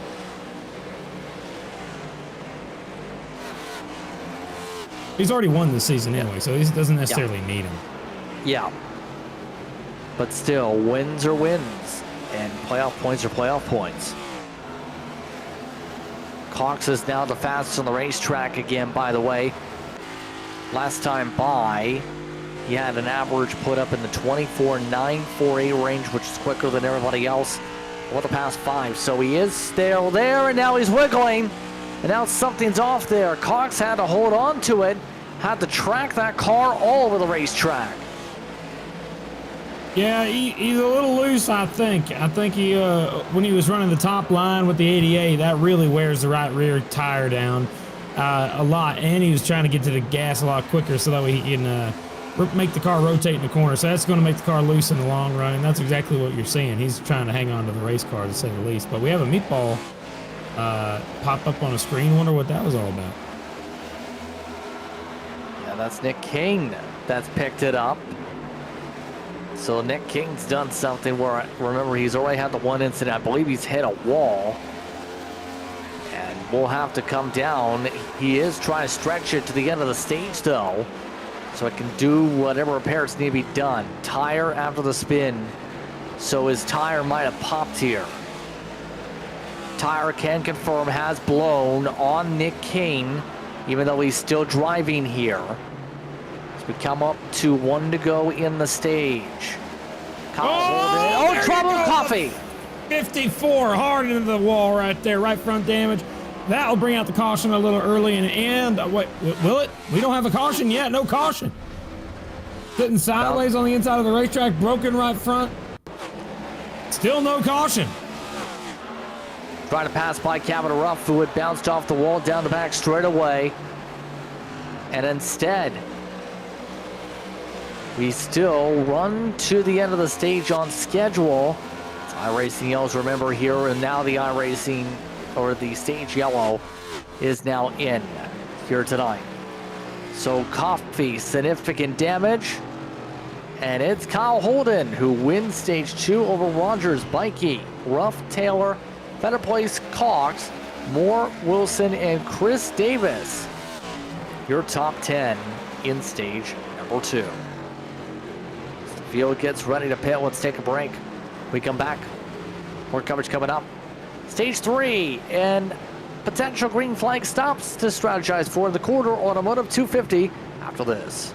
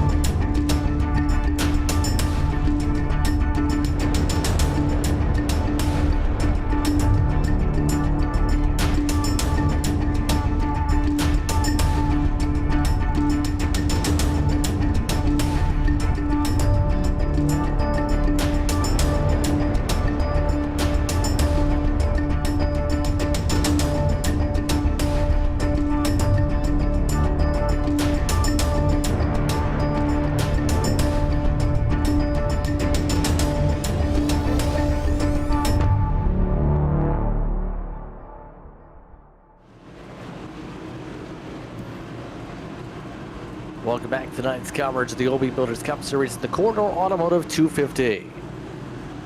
And we are getting ready for a restart to start stage 3, 125 laps. The distance of this stage, again, just about double the length of the previous stages so far here tonight. Kyle Holden and Sean Rogers up front, followed by Bikey and Ruff, Cox and Taylor are your top 6. Everybody's kept the strategy status quo so far. Simrat Market restart zone, green flag is out. It's Sean Rogers in control. He takes the lead. Down into turn 1 for the first time in this final stint when the real race actually begins. He's on the bottom, he clears for the lead, and now they're single files. The 88's going to have a run down the back. I think he might make a move here. No, holds off. That 44 chooses to roll to the bottom, and the 88 looking high, not going to go through it, as they are still battling side by side now for the lead. The 88 looking low. Having a dime in the corner. Rogers gonna have to be very careful on his line. Clip the apron. Oh, one driver pushed up out of the groove, and Moore kept it out of the wall. So drivers apologize in Rio. Yeah, Jeffrey Taylor just got into the left rear corner of that car in a 3-wide situation. They went up the hill as the 88 has completed the pass for the lead on Sean Rogers. So Kyle Holden's going to take the lead now, and he's going to try and hang on to it. Remember, he started 21st, drove all the way to the lead after not qualifying. New fast lap for him, too, by the way. Holden now the leader. Cox holds on to the top 5. By the way, Nick King got a DQ because he ended up staying out of the racetrack too long at the time of the tire blowout. But race control waived his disqualification and is allowing him to stay in the race. He is still in the race, 3 laps down. So the 12 is still running. Alex Coffey, though, from his crash, is still not on the racetrack from the meatball flags. All of this as well. Take a look and see what happens with the race leaders. Holden able to control things up at the front. With the single file line that you're going to see at the front of this field, we really are going to be starting to look for these areas where you get these side-by-side battles in the back of the field. This is right now the current battles that are going on for the 15th spot on back. See 17th back here. They're going to try and make moves to get to a position where they could at least try and move forward a little bit. These guys are... oh, well, would you look at the screen right there? It's actually his birthday. Happy birthday, Mr. Tim Jr. Wortman. There you go. Getting a little older. Be careful. It's always a pain when that happens. Truth of the matter. I gotta tell you though, if I was having a birthday thing, would I be in a race car? That's a good question. I think maybe. What do you say? I mean, I'm in the broadcast booth right now. It's my birthday right now. Wait, what? Yeah. It's your birthday. Why didn't you say something? Because Facebook said it. Oh, God. Happy birthday! All right, both of you. All right, now I got a double birthday. Too bad we can't sing nothing. Oh boy, yeah, I didn't know that. Man, that's cool. Choosing to work on your birthday. I mean, most people forgot it was my birthday, and so there's that. Well, I wasn't there. I don't remember. That's Well, the best way to put it, Justin. We do have race cars on the racetrack, though.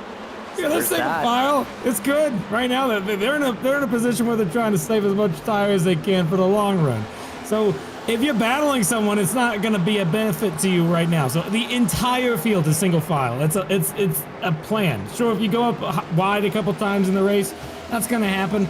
But right now, we're in tire save mode. We got to get to lap 250. They got to save tires, save gas, get to the end. That's the goal. But really, I tell you what, I'm happy for you, Justin. And same thing with Tim out here. Well done. Well, way to be bored. That's wonderful. Well, race cars are still trying to manage things right now. Blaine Wilson is no longer in 10th after being perpetually 10th most of this race. He is up to 8th. So perpetually just trying to find a way to move forward. Fetter Place has looked very solid this run so far. Fetter Place doing a really good job this stint. You know, that's one of the coolest names in racing right there. Fetter Place. Take a look at that.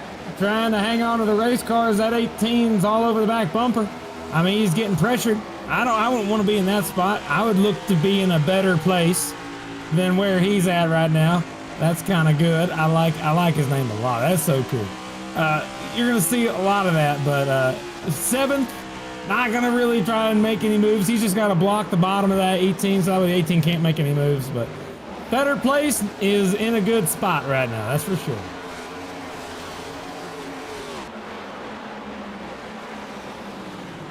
Yeah, right now just trying to maintain himself. That's going to be the key for right now at this point in the race.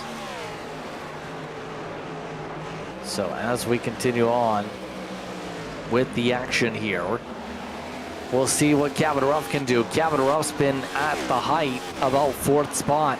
He's looked good. He's been doing exactly what he needs to do when he needs points.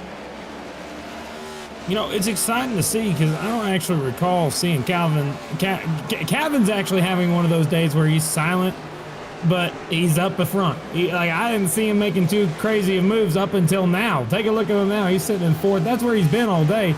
It's just that we haven't really had a chance to sit down and talk about him.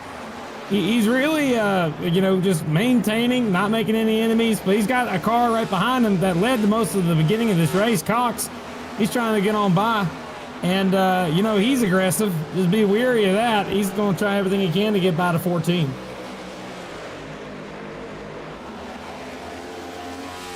Now, just maintaining is the one thing Ruff needs to do and outscore his opponents if he wants a chance to move on. He's got the speed to contend for top 5 here tonight. Have his best run of the season. It's just a matter of can he make sure there's no issues by the time we get to the pit stop window with the way this one's going to go tonight. Mind you, the importance on tires is so critical here, Kirk.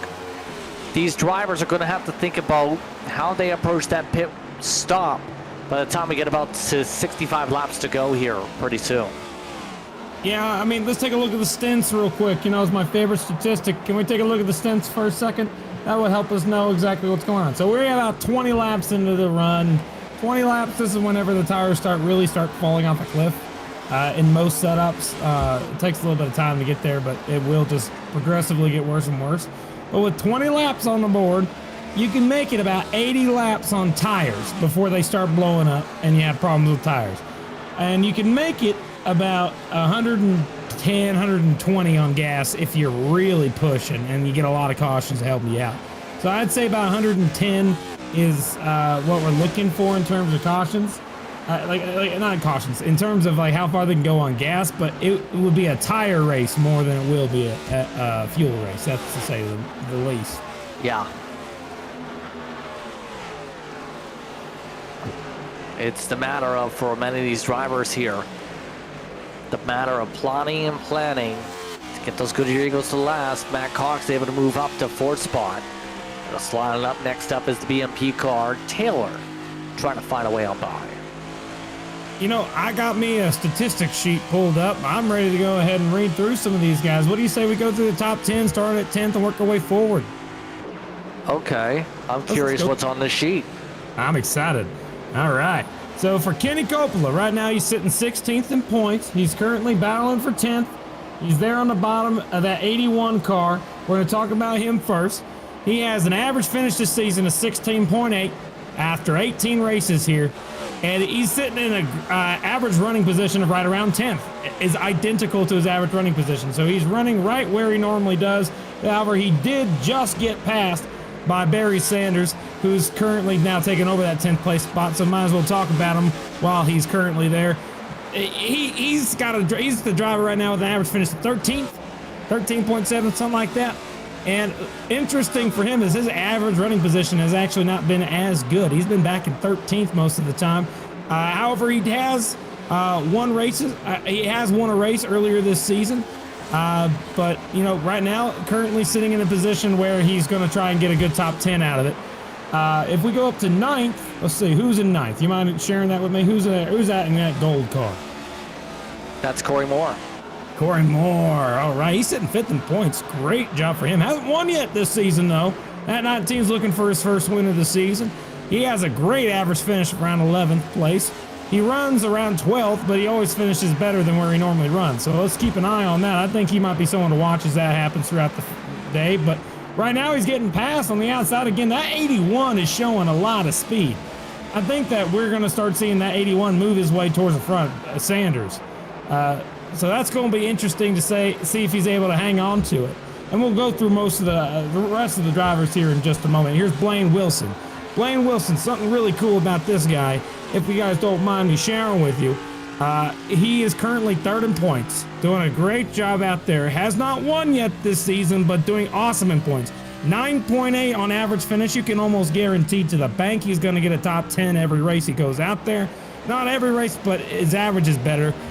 So that's pretty dang good after 22 starts this season. He's rocking it out there, showing a lot of speed. And his average running position is right around his 10th. So he normally finishes right around where he's running. So I think that we're going to keep an eye and see how he handles 8th place for now and see if he can make some moves forward to get that precision car extra few spots forward. Now, who's next on the track? Do you know, Justin? Let's take a look. Who's this lovely gentleman? This is Fetter Place. Oh, we love Brandon Fetterplace. Love the name. One of the coolest names out there. Currently sitting 10th in points. Prior to coming into this race, he's all over the back bumper. The car in front of him in the 27 Bikey. I got to tell you right now, he has an average finish of 11th. These guys are all right around the same average finish, I'm noticing. A little better here and there, but for him, 21 starts so far this season. He's always done better than where he qualified. So you could expect him to go better than where he qualified on average at most racetracks. And on short tracks especially, he normally gains 6 spots from where he qualifies. He's trying to get by that 27 right now to do everything he can to get on by. He goes down to the bottom just like that, and he goes down to the bottom, and he's going to make that pass work. I think that 27 is going to try and under-over move. It's not going to work. Let's go ahead and talk about who that 27 is. What's his name real quick? Bikey, right? Yes, indeed, Brandon Bikey. Brandon Bikey. I love doing this. This is fun. I like going through the field like this. So, I mean, one of the hardest names to say for me out of the gate. He's doing a great job currently running in 7th. Just lost a spot, though. So you got to keep in mind about that. More cars are to head through. He's currently sitting 9th in points, battling with Fetter Place in terms of point standings. And something about him is that his average finish isn't as high as the rest. He normally finishes, right now it's at a 13.7. So it's a couple spots back. And he's having a better day as something he needs to improve his season. He's doing really well on the short tracks. You'll see him do really well there and on the super speedways. He has an average finish on short tracks of only 3.3. So you expect to see him in the top 5 on short tracks like this one. So I think that's going to be a driver to watch as we get towards the end to see if he pulls some strategy to somehow get a top 3 out of this. I wouldn't expect anything less based on the statistics. But let's keep going a little farther forward. Take a look here. Jeffrey Taylor, he's going to the bottom of the 14. That's Taylor and Ruff right there. We're going to start with Jeffrey Taylor. Taylor, he's currently running 14th in points. He has 20 starts, and his average finish is right around 12.5. But on short tracks, he only has 1 start this season, and he finished 7th. So with that in mind, he's ahead of the curve for his short track program.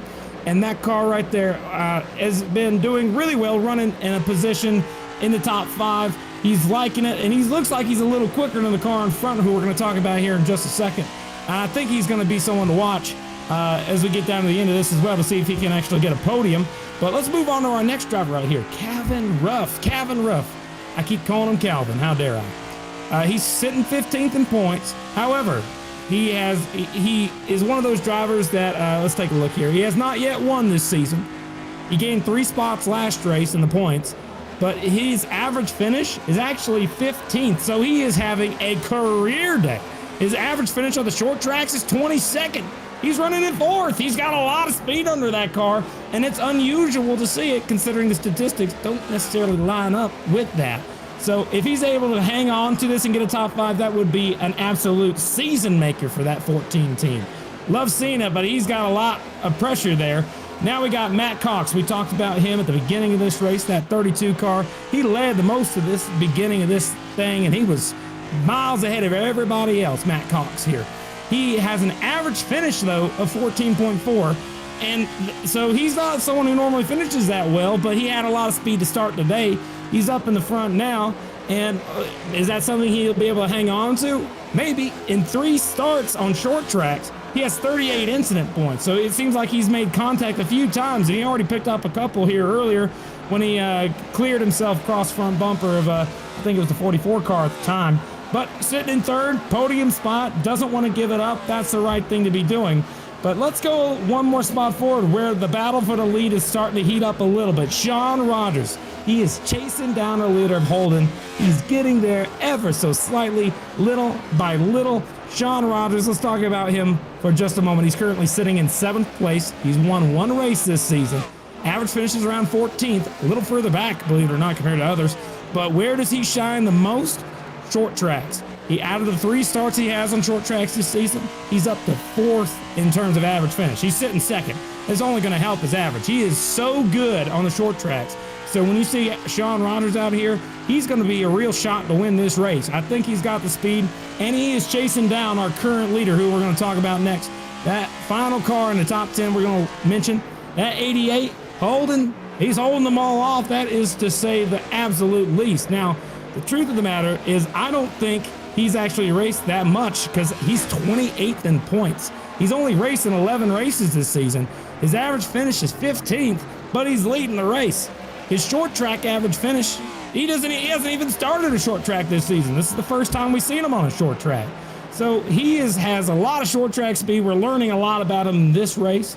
And that 88 is got to have a battle to play right now because that 2nd place car of Rogers, he's all over the back bumper. And I think that this battle is going to heat up over the next handful of laps before we start seeing pit stops. Good breakdown of all the statistics in terms of what's going on for some of these drivers right now as we continue on with the run. 85 laps to go.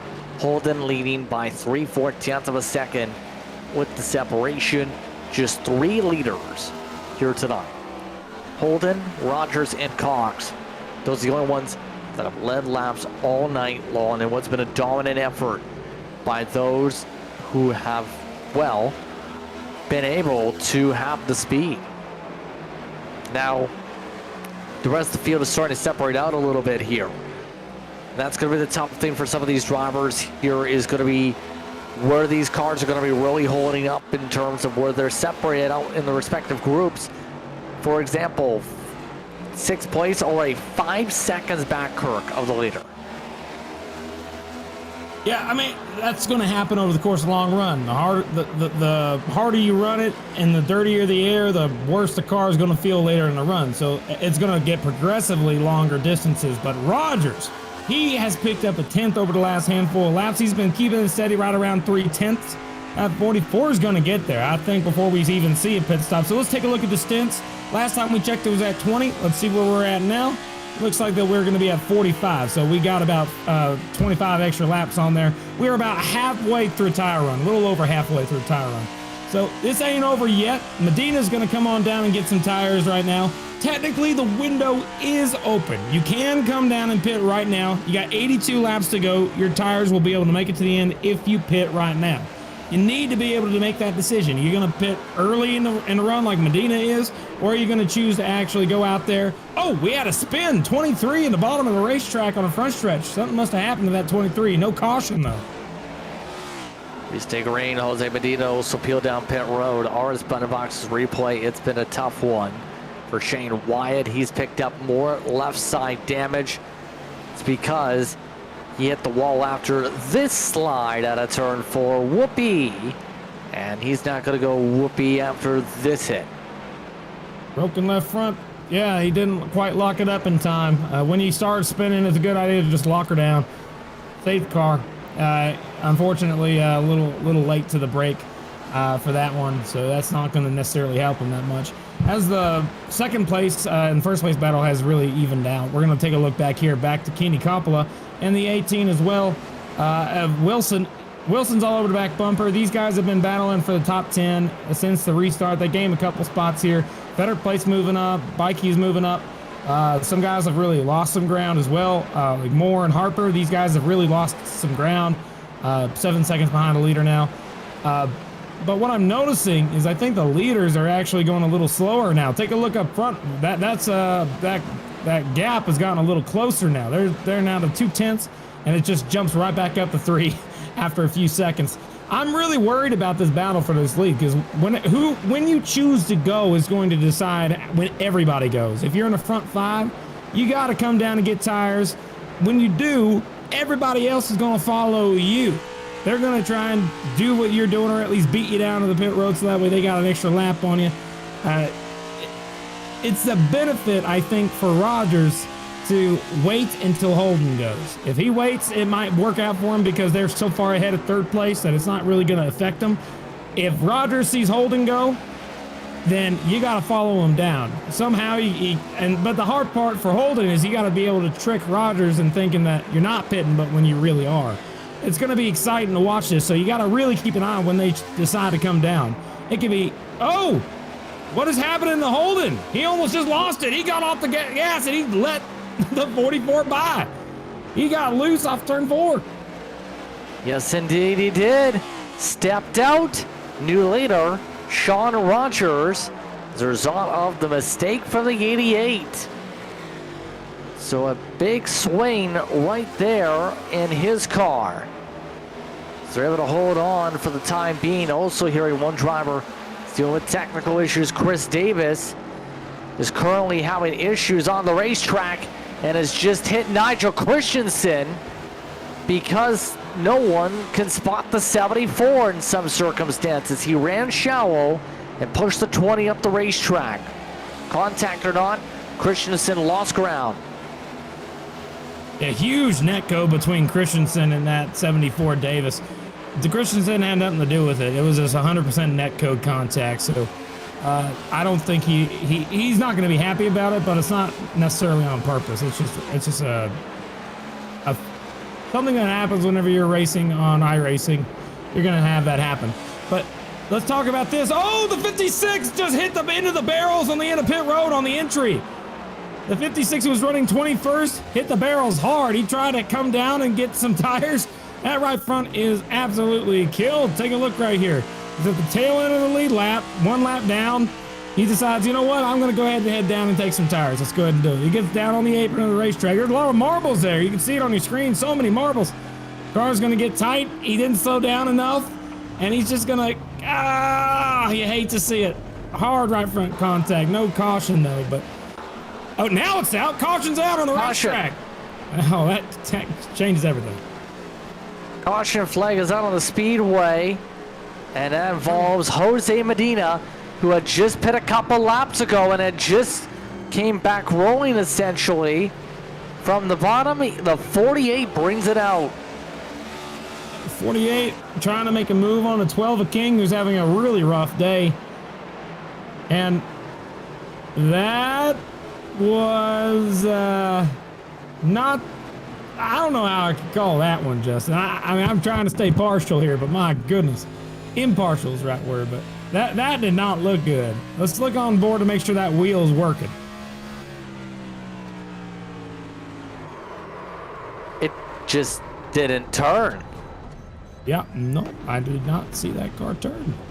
However, let's see what's going on, because he also took a minute to get back going. Oh, looped it around, trying to get it back going too. Hits the wall again, gets back on the gas, stops on the bottom of the racetrack, and then gets out of the car. You hate to see it. Not sure why that happened, but now it's pit stops. This is the final pit stop of the day, and could be the final pit stop of the day. Paul Gallimore sped on pit road, and he's just coasting through so many cars to the boxes. He's going to find his pit box, but we'll see who goes out first. 2 tires, 4 tires. Looks like 4 tires is going to be the call. Should be the call for most of the field. It's been that way all day. Timothy Harper missed his pit stall. Timothy Harper still yet to find his pit stall. In fact, as the race off the lane, see Rogers win it. No, we do have instead Matt Cox win it. The 32 gets the best pit stall out of them all. Sean Rogers, Taylor, Federer place Bikey. Holden comes out 6th. A horrific sequence for the 88. Yeah, that 32 somehow got the lead back on pit road. That was 100% a pit road deal. He didn't like, I guess that is interesting, a perk of having the first pit stall on pit road. Cornfield going to catch up to the pace car here and put his caution. And you see the pit stop times on screen of 14.2 is the estimate for Cox. That was one of the quickest pit stops in the entire sequence. Car got a little bit quicker to 14 flat. Much of the field went in the high 14-second bracket for the estimates from timing and scoring. So that's how Matt Cox now retakes the lead. He's led 95 laps tonight. He's had the raw speed. It's just been a matter of keeping it there. Yeah, Justin, I have no idea. For years, I've been on service for 11 years, but to this day, I still do not understand how they do the whole pit stop time thing. Is it a randomly generated number? Is it based off the angle of you are in your box? I have never understood that. And considering the fact that somebody was able to go from third to first in a pit stop cycle, I mean, I'd love to learn how that happens, so that way maybe it's if it's something that the driver did or if it's just dumb luck. I mean, I have no idea. I believe it's a mixture of angle but also box positioning, where there's certain zones where, depending on how close you are to the center of the pit stall, the faster you get, the more centered you are with it. The further out you go, the more time you can potentially lose. For example, if the crew has to move over for a good second. But that's a whole complicated conversation, and Matt Cox is ready to make things complicated up front. Sean Rogers, followed by Taylor, Fitter place the top 4. Bikey and Holden top 6. Coppola and Ruff top 8. Then it's Wilson and Moore in the top 10. Sim Wrap Market restart zone time. 67 laps to go. About the distance people were expecting for the tires. We're back underway. We'll see how long these drivers can battle it out. Bottom of the racetrack, that 32 has the lead again, and we know how hard it is to pass him. That 88 did not get a great pit stop. He's back in 6th. He was leading most of that early run. He's got early run speed. He has a car right all over his back bumper right now. But that 44, he's sitting in 2nd, and he's just got to be able to try and chase back down Matt Cox to see if he can get on by. See Holden boxed in. No place to go but to ride on the high side. New fast lap, Paul Gallimore. Gallimore is running at the back of the field on his own, though. He's back in 20th position, 6 seconds behind the leader. So, those in the lead group just try and maintain what they can have on the racetrack. Just maintain rhythm. Single file throughout this entire field for now is the key word. Side by side for now, actually, for the 6th place spot. It looks like the first battle on track. Better place, trying to get to a better place. Passing Blaine Wilson on the bottom, not gonna work. Blaine Wilson's gonna be able to get by on the top side. Hang on to 6th place as they're wrecking ahead. Coppola, the 9 car, 2 cars spin in front of the leaders.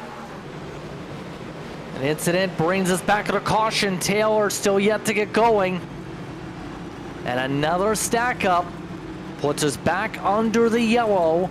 A big stack up, in fact, coming out of turn 2. You've seen it first. What happened here? So it looks like there was a moment where Jeffrey Taylor had to check up in the middle of the corner, and when that happened, the 27 didn't anticipate it, made contact. They got sideways, collected Coppola in the wrong spot at the wrong time. The 19 got involved. Correction, 18. You saw that turn there that we saw the gold car make. His right rear tire was up off the ground making a right turn right there. That was a wild, aggressive move to try and avoid it.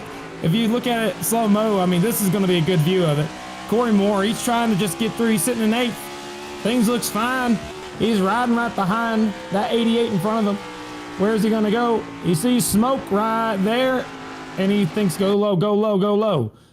Trying to find a spot to go. He sees someone wrecking low. He's still trying to go low. Turns hard. Hang on to it. And he misses it by inches.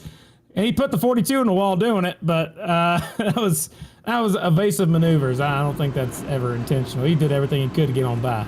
Making sure that car is clean. Gained a few spots doing that too. And about half the field now down pit road for some repairs as a result of that incident. Top 12 stay out on the circuit. And for some of the drivers like Jeffrey Taylor, they will take a tire set and now are going to be limited on those sets the rest of the way. So 61 laps to go here in this one. We'll take a step aside. When we come back, more action. You're watching tonight's action from Iowa Speedway. The Corridor Automotive 250 continues after this.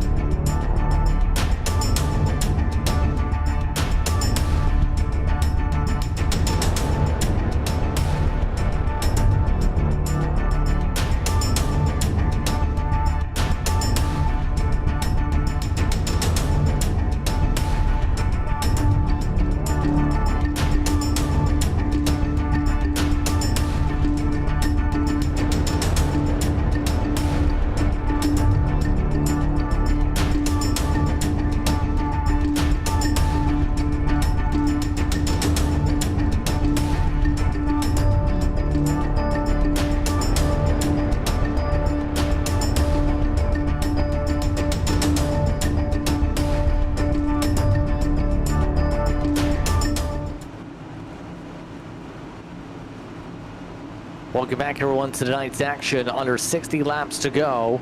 So we enter the sim wrap market restart zone. It's Matt Cox, it's Sean Rogers, Brandon Fetterplace, and Brandon Bikey in the first 4 spots. Matt Cox goes a little bit later this time. Green flag is out. Back underway. And the 32 looks to set sail and control things. Going to be important to think about how much these drivers are going to have to manage these tires. Oh! Sorry, the 88 just hard right into the outside wall. Heavy damage, collects the 48. Sorry, oh my gosh, he's sitting on the back straightaway. Heavy contact. He was leading this race for a while, Kyle Holden. And you see it there. That's what looked like when we did the top 10 rundown. He had an average running position that was higher. That was really low, 4 or 5, but his finishing position wasn't quite there. And this might be another way to prove it right here. 88 just got loose and overcorrected head on into the wall. Hardest hit of the day so far. Collected the 23 again and the 48. Well, indeed. Holden was trying to hold it. Couldn't hold it up. Hit Coppola in the path of Medina. No caution, shockingly, from all the contact. We stay green. 56 to go. And right now, the 32 looking to try and hold on to things. Sean Rogers trying to pressurize Matt Cox into an error mistake. I mean, the front bumper is very tempting with this many laps to go, but you gotta be careful to use it. He's choosing to go to the top instead. That's a good choice. Let's see if he's gonna go through with it. Is he gonna have the run? No, he's gonna make a dive down to the bottom though, maybe for turn 1. 32 goes down a block. They enter really low into the corner. That's gonna let that third place car, Brandon Bikey, head all the way back to the back bumper. These top 3 and now 4 with Ruff catching up. I mean, this is gonna be a heck of a battle for the win of this race. Yeah, it's going to be an interesting thing, and this so much the BMP cars that have been able to control things now all night long. Top 3 is all BMP entries at the moment. So, as we keep on going around, 53 laps to go, the front of the field wrapping the bottom of the racetrack, hitting the white line through the corners, exit out to the track of the wall. Ruff is trying to provide pressure for third into turn 1. These top 4 guys are all on top of each other, nose to tail. We're having some technical difficulties. We'll get the picture back for you here just shortly, but they are still nose to tail for the top 4. They have separated themselves from the rest of the field. That is Matt Cox in the lead, Sean Rogers in second with less than a car length between them, and Brandon Bikey and Kevin Ruff are all 4 under a blanket within just 0.3 of a second from each other. But now to the outside goes the 44 of Sean Rogers, trying to make the top line work. They are side by side down the back straightaway. Trying to poke on the outside, resets, goes back down the bottom in 3 and 4. Wraps the inside line as Bikey falls on behind in the popcorn seat. Down the front straightaway. 44 tries to build a run. Harder charge into the corner. Rogers deeper on the brakes. Trying to make it stick to the fender. Holds onto it for the back straightaway at the middle of the straightaway for the caution flag. Caution flag is out. Caden Norfray around. The 56 car, Caden Norfray, currently sitting on the bottom of the racetrack in turn number 1. It looks like he got loose running side by side with Timothy. Timothy Harper got loose coming out of turn number 4 and hit the outside of the 56 car, who then spun down through the grass and hit the inside barrier, and that did bring out the caution. So on lap number 185, we are back under caution again, and we're going to be trying to get this technical issue fixed as soon as we can, but that will most certainly put the 56 in a worse position where he needs to have a lot more damage repaired. And some of those drivers who were involved in that incident on the restart also are going to be needing to get some of that damage repaired. Field put under the yellow flag, and now that's going to make things interesting on tire sets. Much of the field just rolled the dice and came down pit road for service. Chris Davis stayed out, though. So did Johnny Shade. Everybody else coming down for Goodyear Eagles. Here we go. I think that we might see some 2-tire stops here. Let's take a look. Heading into their pit stops, I'm seeing some right side tires go on. And for the leader, he drops it and he's going to take 4. So I don't see anybody take. Oh, actually, yeah, we do have some 2-tire takers. Brandon Bikey's one of them. Kevin Ruff's another. And it looks like also Tim Wortman Jr., birthday boy, also did the same exact thing. 2 tires, right sides only. And they will go off of the pit road, and they will be in those 3 spots, but they still have a few drivers who chose to stay out. Chris Davis, Johnny Shade, Jose Medina will be coming down, so he's not going to be out there. But Brandon Bikey, the first off pit road, will restart in 3rd. Strategization now for these drivers is on. And that's the risk some of these drivers are now taking, to take what is now likely for some of these drivers here, Kirk, either their second to last or last sets of this race. So it's going to be a bit of a gamble here, just to try and see, can they stay in front for 46 laps when the time we get the command to want to go. I really believe right now with the drivers the way that they are up front, we got to talk about this. We need to be able to see some stints if we have the ability. I'm not sure if we can, but what I can tell you right now is Chris Davis up here in the front of this field, he stayed out on old tires. 45 also did the same exact thing. These guys are going to be really in a rough position. They've been out there for 22 laps on their tires. We've seen what that looks like down the line. They're going to be about 3 or 4 tenths off in terms of raw pace. And these guys also weren't running towards the front, to say the least. So these guys are also going to be in a rough position. But when you look at Bikey, Ruff, and Wortman, these guys all took 2 tires. And with that in mind, I mean, they're going to be also very difficult to pass, but it's also possible to make 2 tires work. We saw that in the Full Length Cup Challenge race earlier this week. With these guys out here, just about keeping the car underneath you, and don't overcorrect, don't get too antsy. Just drive the car as cautiously as you can. And if you're going for the win here, it's going to take a lot of effort to be able to do it. If you're the 74 to 45, it's going to be really difficult on old tires to make that happen. It's It's going to get tricky for the SWM restart zone.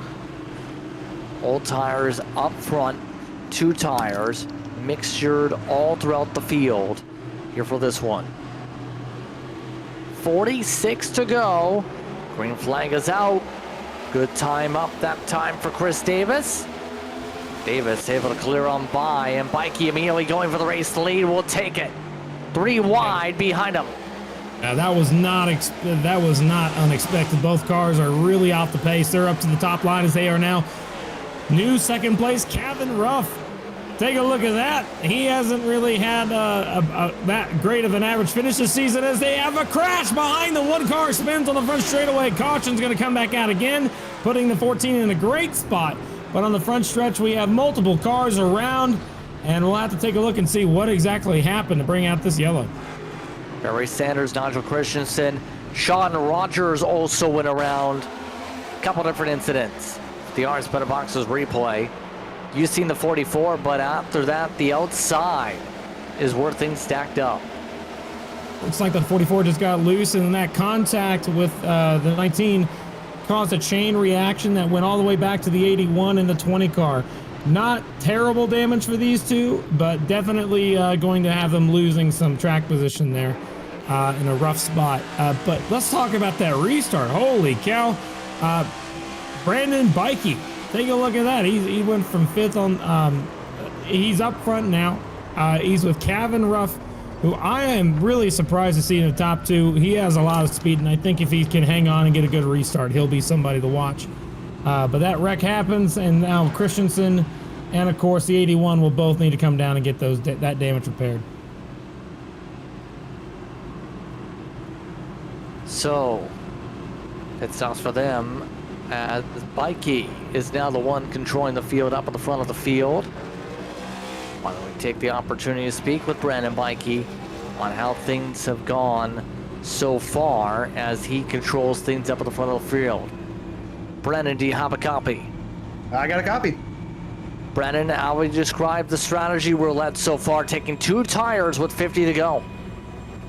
Yeah, you know, tires are important here, but we didn't have that long of a run. So my left side tires were 98%, and I just figured I wanted track position. Somehow it worked out on that start there that obviously Chris and I got to jump together, but he slid up a little bit going into 1 and was able to get out front. And I think having that clean air is going to help a lot, but we'll see what happens. I don't know. Cox is pretty quick. So overall, though, how do you describe the feel of this racetrack tonight with how important track position seems to have been? It's a really tough track to drive. I mean, it seemed like the easier I was taking it on the tires, the more I was wearing the right rear. So I think I'm just going to go all out and send it for this last little session here, and we'll see how it goes, man. I think you're at 2 to go here for the restart. Anything else you'd like to add before we let you get back to your team? Yeah, what do you guys think? Would you guys pit again if we got another caution in about 20 laps? Or you think we You're asking us for strategy? Stay out. Why not? Stay out the rest of the way. Unless you have an extra set of 4 fresh good ones with 25 to go, stay out. I got extra sets for days. All right. I That's my mean, opinion. it depends on how long this run goes. Seems like a split decision here. Say it goes 15 more laps. Stay out. 15 depends on how many people follow you. Well, I will never know that if I'm out front, will I? We're in the booth. We're not on the pit box. I wish we had better answers for you there, Brandon. Well, you know, sometimes being up there, you get a better perspective of the race. Sometimes when you're in it, it's hard to get some perspective. So I appreciate the insight, and we'll see what happens. You got it, brother. All right. But remember, in the full-length Cup Challenge race that we had earlier this week, I'll tell you right now, they had caution after caution after caution, so staying out might be a good idea. I'm thinking the same thing, but we'll see. Like you said, if there's a big run here, you know, it might be worth coming back in. But I'll take both of your opinions into consideration, and we'll see how it goes. Thanks for everyone watching. Hope we're putting on a show for you. Brandon Bikey, not decided on the strategy. I'm surprised he asked us for that on the strategy here. Usually, I mean, I guess you're looking for people to bounce off ideas. Kevin Ruff is up to second, by the way. on his strategy call. Matt Cox is up to third, 40 to go here at Iowa. How does Mikey play this out of the Simrat market restart zone? Well, bit of a tire spin, off and away. Johnny Shade cuts to the inside and out of line. At 32, got the 14 on the restart. That 14 is coming back on the outside. At 32, we'll see if he plays nice at the 14. Even down the back straightaway into turn number 3. That 27 is trying to run away as quick as he can. That side-by-side battle is not helping the 32 at all. Now, right now, that 32 seems to be rolling, able to slip its way quickly to second. Now looks to try and fire off towards Brendan Pikey. Pikey's led 7 in a row. 112 laps have gone the way of that Ford, though. The Bears machine is still looking to stabilize out. Paul Gallimore, he's amongst those on 4 tires. Now slipping his way past the older tires of Chris Davis here this time as new purple lap. Cox is trying his best to chase down Brandon here. I think he's going to do everything he can, but Brandon really is probably going to need a little bit of help here. He's got plenty of gap right now to manage, and the tires haven't really quite warmed up yet. So with that in mind, I mean, he might be fine for a handful of laps. We'll see how the 2 tires work out for him. He's actually pulling a little bit of gap there. He's right around 3-4 tenths. So, I mean, you just got to maintain. Don't let that guy gain too much ground on you. I would be terrified if I was in his shoes. I mean, he hadn't had to lead that much today. He's out here, BMP, supporting car, and he's has a lot of speed. Just found himself in a good position, and now he's actually appearing to be pulling slightly away, or at least maintaining that lead with the 2 tire stop. We saw that, remember, with the FLCC race. That 2 tires was actually a really great choice, and we'll see if that continues here for Moonshiners. We'll see, was still the laps ticking down pretty quickly now. Rogers, Alonso's trying to move their way forward. Only a 6.4 second pit stop when they came down, but not having the track position. They pit the last caution, trying something different. Slightly fresher rubber. Just try to slice and dice past some of those who have struggled today, like Shane Wyatt. Shane Wyatt, yeah, definitely not having the best of days. Got involved in a handful of incidents, but hey, he's still sitting in 9th place. I mean, I wouldn't be complaining too bad. I'd be happy that we got back to 9th. I mean, that's a good job by that 23 team to get there. And he's still got speed too, so don't count him out.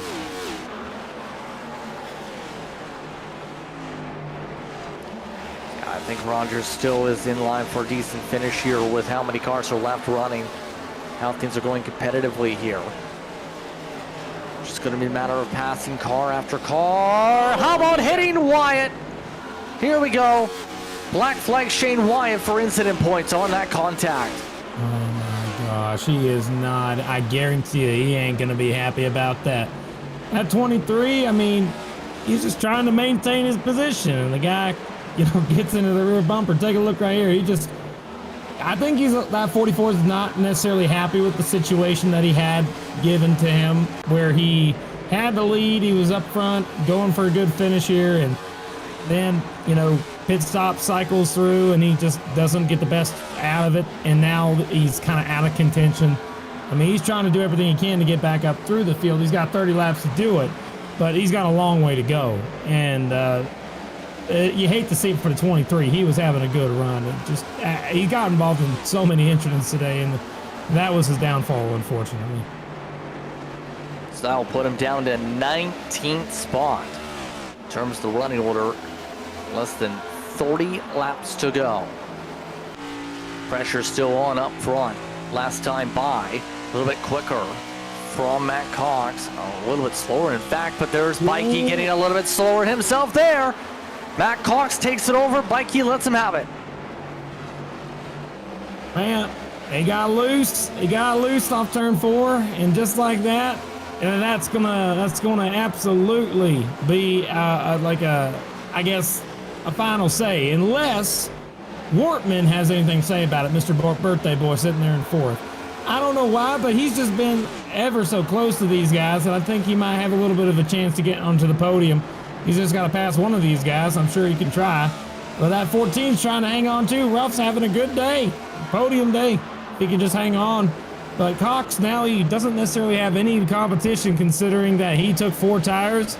I don't think we'll see anybody really try and challenge him. He's just hoping clean and green to the end. Clean and green has to be the major focal point at this point for these drivers.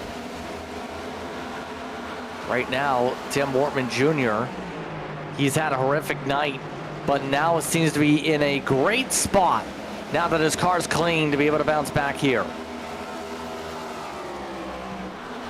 Yeah, I love seeing it too, because you think about it, he started 26 today. He's sitting top 5 with a chance at the top 3. Really great stuff out of that car. He just saw the car in front of him getting to the wall, and he's going to take advantage of it. Here he goes down to the bottom of the racetrack, turn 3 and 4. He's going to try and make it stick. I don't think it's going to work that time, but he had a great strategy to get to the front. Exactly the right thing to do. Biggest mover of the day. Both of these guys on your screen have really moved forward.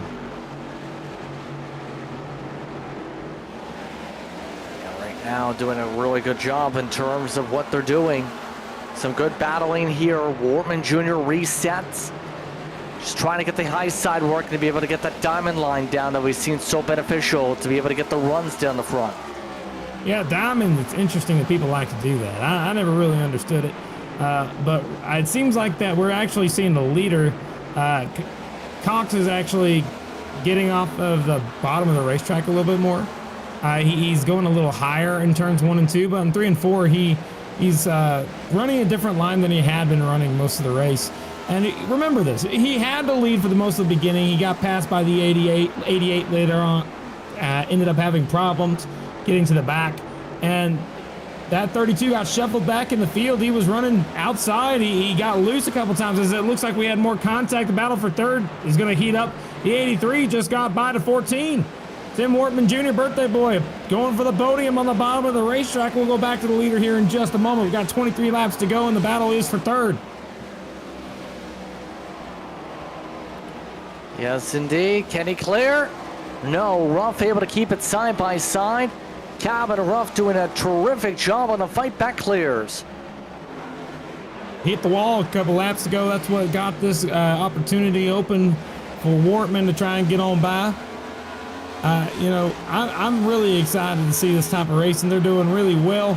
But what I am curious about is when you're in Bikey's position, where you know you got older tires, and you see the leader out there out of your reach. I mean, he's still thinking like, hey, I'm going to have a great day in terms of points. This is going to be great. I'm not really going to be worried too much about it.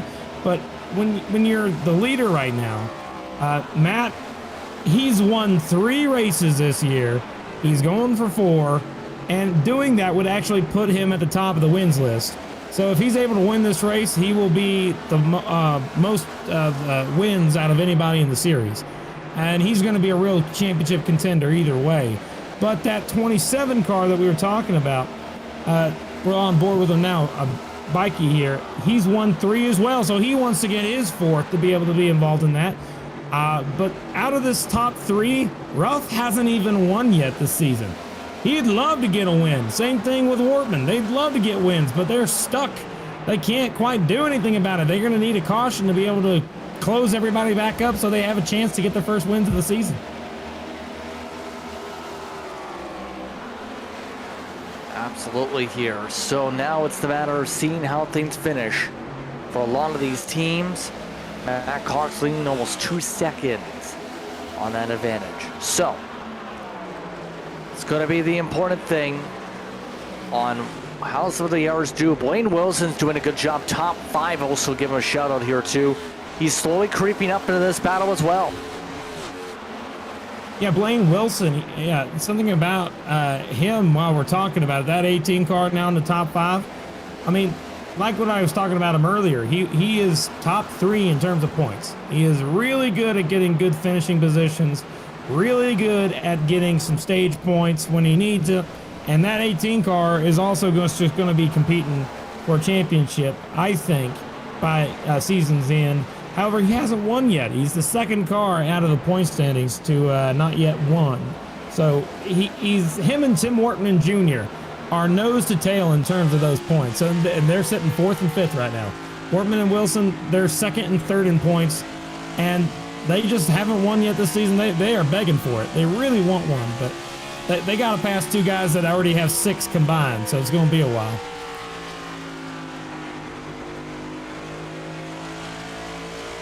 Or right now in front of Rogers. Rogers has been slowly moving through this pack with the slightly fresher rubber. Now move on a teammate. Looking to try and get back up to the top 6 here if they can get the job done.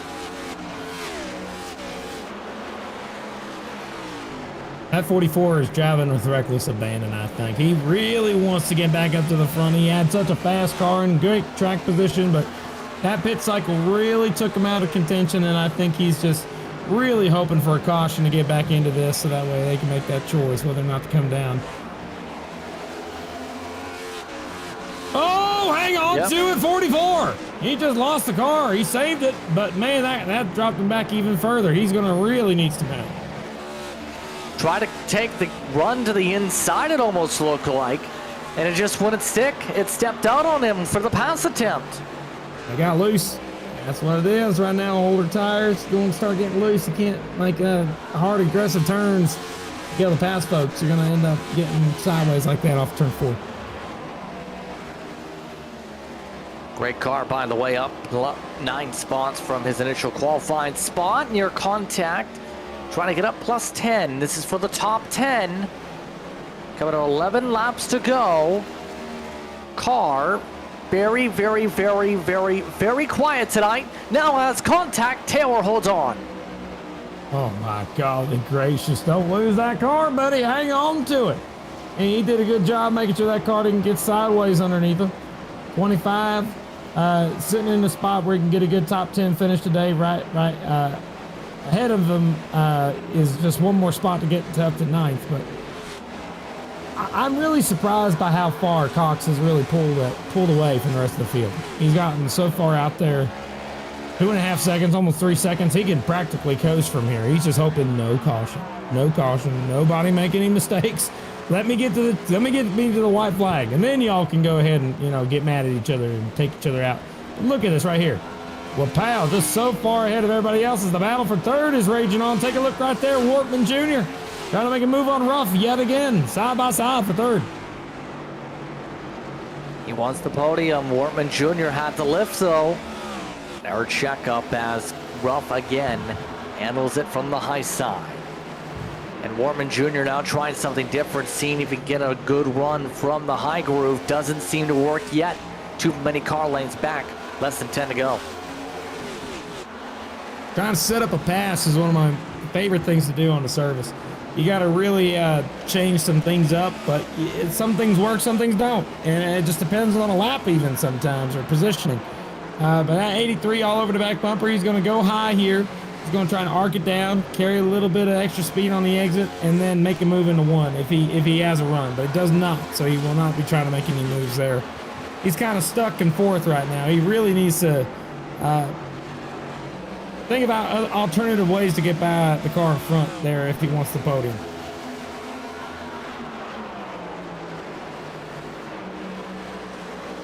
Indeed, right now. 6 to go at the stripe. Ruff not a great quarter exit. Lost some ground. Wortman Jr. tried to run up from the 3rd groove. Didn't get it to stick there that time for the opportunity. Coming to 5 laps to go. A high 5 from Barney. This time by as Wortman Jr. is trying to go as high as anyone's dared to go here today. Really want to stay on that fresh stuff. You don't want to get up to the old. That really messes with the car. But this is the best battle we have on track right now, folks. So Matt Cox and Bikey have really kind of pulled away from this. So this is going to be what we're going to pay attention to leading up to the end of this race. This battle here is actually looking like Ruff's pulling away a little bit, actually.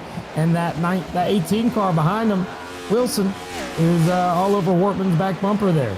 I think that battle ain't done yet. Neither is this one right here with the 19 of Moore and Gallimore. Poked that time by Moore for the top 6. Gallimore holding on for now. See that Toyota just trying to wrap the bottom, wrap the white line to try and make some moves here. Something going in the final couple laps. Now another move. This is for 4th. Wilson has the momentum. Has the chance to rip his way around the bottom of the racetrack. And Will Wortman Jr. way out of the groove. Yeah, I think that car's tires are starting to scream for mercy now, unfortunately. So he's going to have to hang on to his race cars because he's got a lot of hungry drivers right behind him who are going to try and make moves on him. That 44 we saw get loose earlier, he's back. You got Gallimore there, going to keep moving forward. These guys are going to do what they can. Considering the fact that we're down to the final couple laps here, I think, where are we at? 2 to go? White flag? White flag, Yes, yep, 1 indeed. lap to go. Brought to you by Elite Gaming as this is the final time around for Matt Cox. It's been a lengthy one here tonight, near full distance here from Iowa Speedway. But there's been one constant on the speed barometer. Matt Cox being quick. He'll take the checker flag and pick up the win in the quarter, Automotive 250. Still side-by-side battle to the line on the inside. The 18's trying to make it work with a 14. Ruff is going to hang on to the podium spot. Close racing right there. And in the end, it's going to be the 32 of Matt Cox who gets to celebrate a checker flag here at Iowa Speedway. A team 1-2.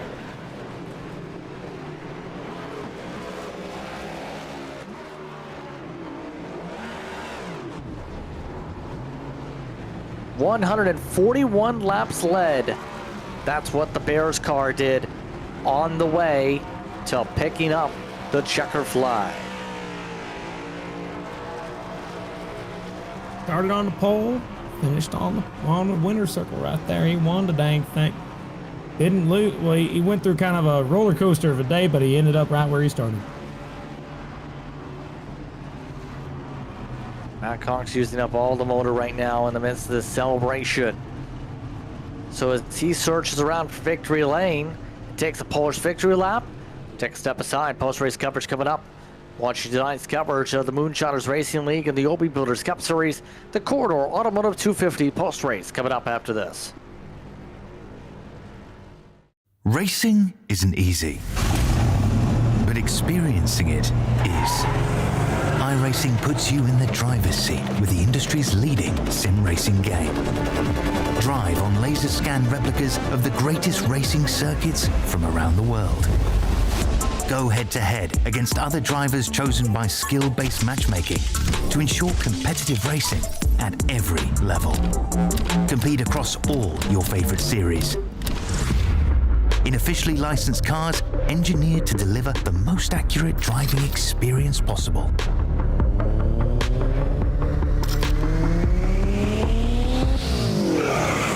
Join a race or host your own with players from across the globe. Race against the computer or in a league with friends. Feel the thrill behind the wheel. Visit iRacing.com.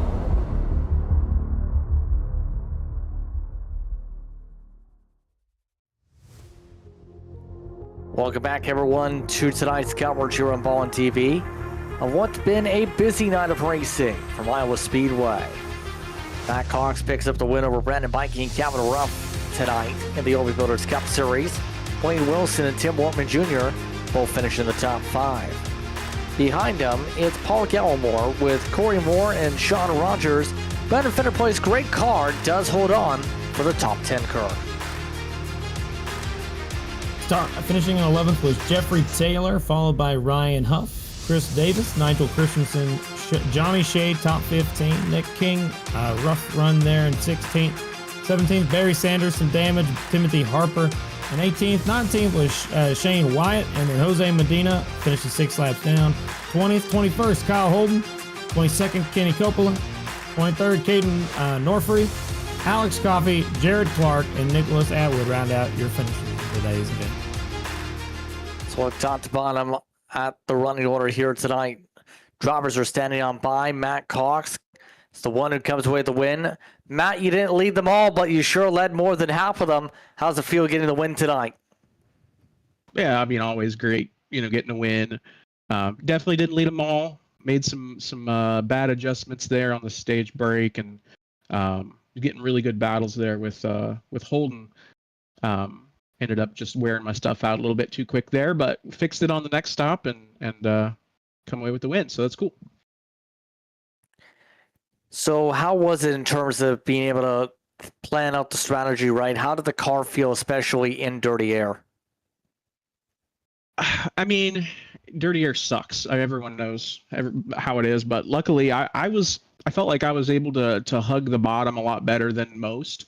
So I was able to keep the left front pretty clean in the air. So it was turning pretty good for me, even when I was, put back in traffic a little bit. So with that being said, still a few more races to go. Next time out, believe it's the Glen. Your thoughts on road course racing? I mean, if you've interviewed me before, I hate road courses. I've had decent luck this year, like finishing in the top 10, but yeah, I don't anticipate truly having a chance to win. We're going to give it the best we can, and then if we can come away with top 5, then I think that's a win. Anyone you want to give it a shout out to here tonight? Oh, just usual. All the boys at BMP. Really, really fun racing with you guys. Everybody in the league who we race with every week. I know tempers flare at times, and people get upset with each other. But generally speaking, I think we got a pretty decent league, and I get along with pretty much all the guys, and we have good battles out there on the track. So just everyone, and especially the BMP guys for sure. Congratulations on the win here tonight, Matt. I appreciate it. Thank you. Matt Cox puts up a dominating effort. Brandon Bikey in second. This time he gets to catch up with Kirk. Well, Brandon, let me ask you this, man. We talked to you right before that last run. We didn't see another caution, and you had a guy on 4 tires get on by you. Was it? How did you feel your day went? And tell us how you're feeling right now. I'm feeling good. I mean, a teammate won, so I always, we always love that at BMP. So, it was a great race. I didn't have much practice here. Honestly, I only run one official race this whole week and didn't run any league races here. So I was coming in a little bit underprepared for sure. I know, a lot of my teammates are running full length races now during the weekends and for different leagues and stuff. So that really, that helps a ton. So they were giving me some pointers and stuff, and I'm really happy with it. I made the wrong adjustments on that last pit stop with the 2 tires. I was trying to get myself a little more snug, and it just wasn't nearly enough. I think I actually went the opposite way. So I was so loose. I was just trying to hold on to the thing. Well, let me ask you this, Brandon, too. I mean, your whole team ended up doing really well today. Was there any moment that really got you to the point where you felt like you can get a podium here today, or was there any moment in the race where you had it settle in that you knew you had a shot? I mean, I was running, kind of near the front in the top 7 to 10 all day. So I felt like I was pretty fast. I was hoping it would work out that way. It's just tough, with this new model, car model and tire model, that seems like, getting out front really is a huge advantage, which is why I did the 2 tire stop. But I just, any one of us could have finished up there in the top 3. I forget who was on the broadcast last week that said you could pretty much drop any of the top 11 guys in the lead and it'd be hard to pass them. And that's just kind of how, I feel every race, that there's just a lot of great competition in here. No doubt about it. What I was going to ask you, kind of a yes or no question. Do you like driving the car? Oh yeah. I love it. Okay. Just making sure. All right. Anything else you want to say? Anybody want to shout out for the end of the deal? Yeah. Well, on that note, I don't like driving the car at a road course, so I'm gonna be a start and park next week because I don't want to waste any time practicing that track. I can't stand this car on road courses at all. So I'm not going to be racing it, but I do want to shout out to BMP. My whole team is just the most fun guys around. Kenny Coppola for building the setups. Sean Kaltenbeck also had a great setup this week, so he was giving us a lot of pointers and things like that. So I want to shout out to both of them. They're just setup whizzes. And, everybody that supports me, all the people that come out and watch the race in the chat and talk back and forth during the race. That's always fun to go back and see. And I just appreciate you guys for being here, Barry for putting the league on, and love watching the race back after we're done, and I can sit back and with a cold beer and listen to you guys go at it. So I appreciate it. All right. Well, I hope that you'll go ahead and raise a glass for us when you do listen to it. Best of luck next week when you start in park. We'll make sure you make it to the pit lane in time. And well, thanks for talking with us. Good job on the top 2. Thank you, guys. Back to you, Justin. Brendan Bikey comes away second. Cabin Ruff in the top 3. Cabin, you're scoring points that you need to definitely score with how things are going for the playoff standings. Talk about how the car felt from your perspective. Cabin, do you have a copy? I think I do now. There we go. Yes, we do. Sorry, my mic was messing up. No, car was a rocket, man. It felt really, really freaking good. I was talking to Matt before I jumped in here. The biggest thing going into this race was you definitely had to keep your left front below the person in front of you as much as possible. Because if they played with that arrow just a little bit, man, you'd get really tight. But no, the car felt really good. I had really good long run speed and had to hold off a teammate. Me and Tim, we had a good battle right there towards the end. He kept thinking he was going to get around me, and I was like, no, I ain't letting this happen. I need points. So, yeah, it was a good race. Sorry to Coffee. Coffee's pissed off at me, but I had no intentions of chopping him that much and ending his night short. So my apologies to him. I would never race him that dirty. So apologies to him. But no, just good points night. Great momentum. I think because of Aaron Matthews not running the night, I think it's going to put me in 16th based on stage points and where I finished tonight. So now it's just defense. We're in the 16, so let's just hold off everybody as much as we can and try to get a win. That'd make it a hell of a lot easier. But worst case scenario, just try to defend so we can get in the playoffs and compete for a championship. So with that being said here, what's it going to take to score enough points or score a victory right now? Because you've had speed to contend, as you said, to score the points for the playoff. It's just been a matter of getting the points at the right time here in the late stages. Yeah, I mean, I just got to put in more time in the sim. It's hard, we all work 9-to-5 jobs and have busy lifestyles and stuff, and we've got other hobbies we do as well. So it's time now to start cracking down, just put a little bit more practice in the sim rig, work with the teammates, just try to come up with the game plan. We definitely can win some races. I don't know about Watkins Glen. I don't feel as confident about Watkins Glen. I feel like I may have a top 10 car there, but like we go to Daytona. Daytona is an easy winnable race for me.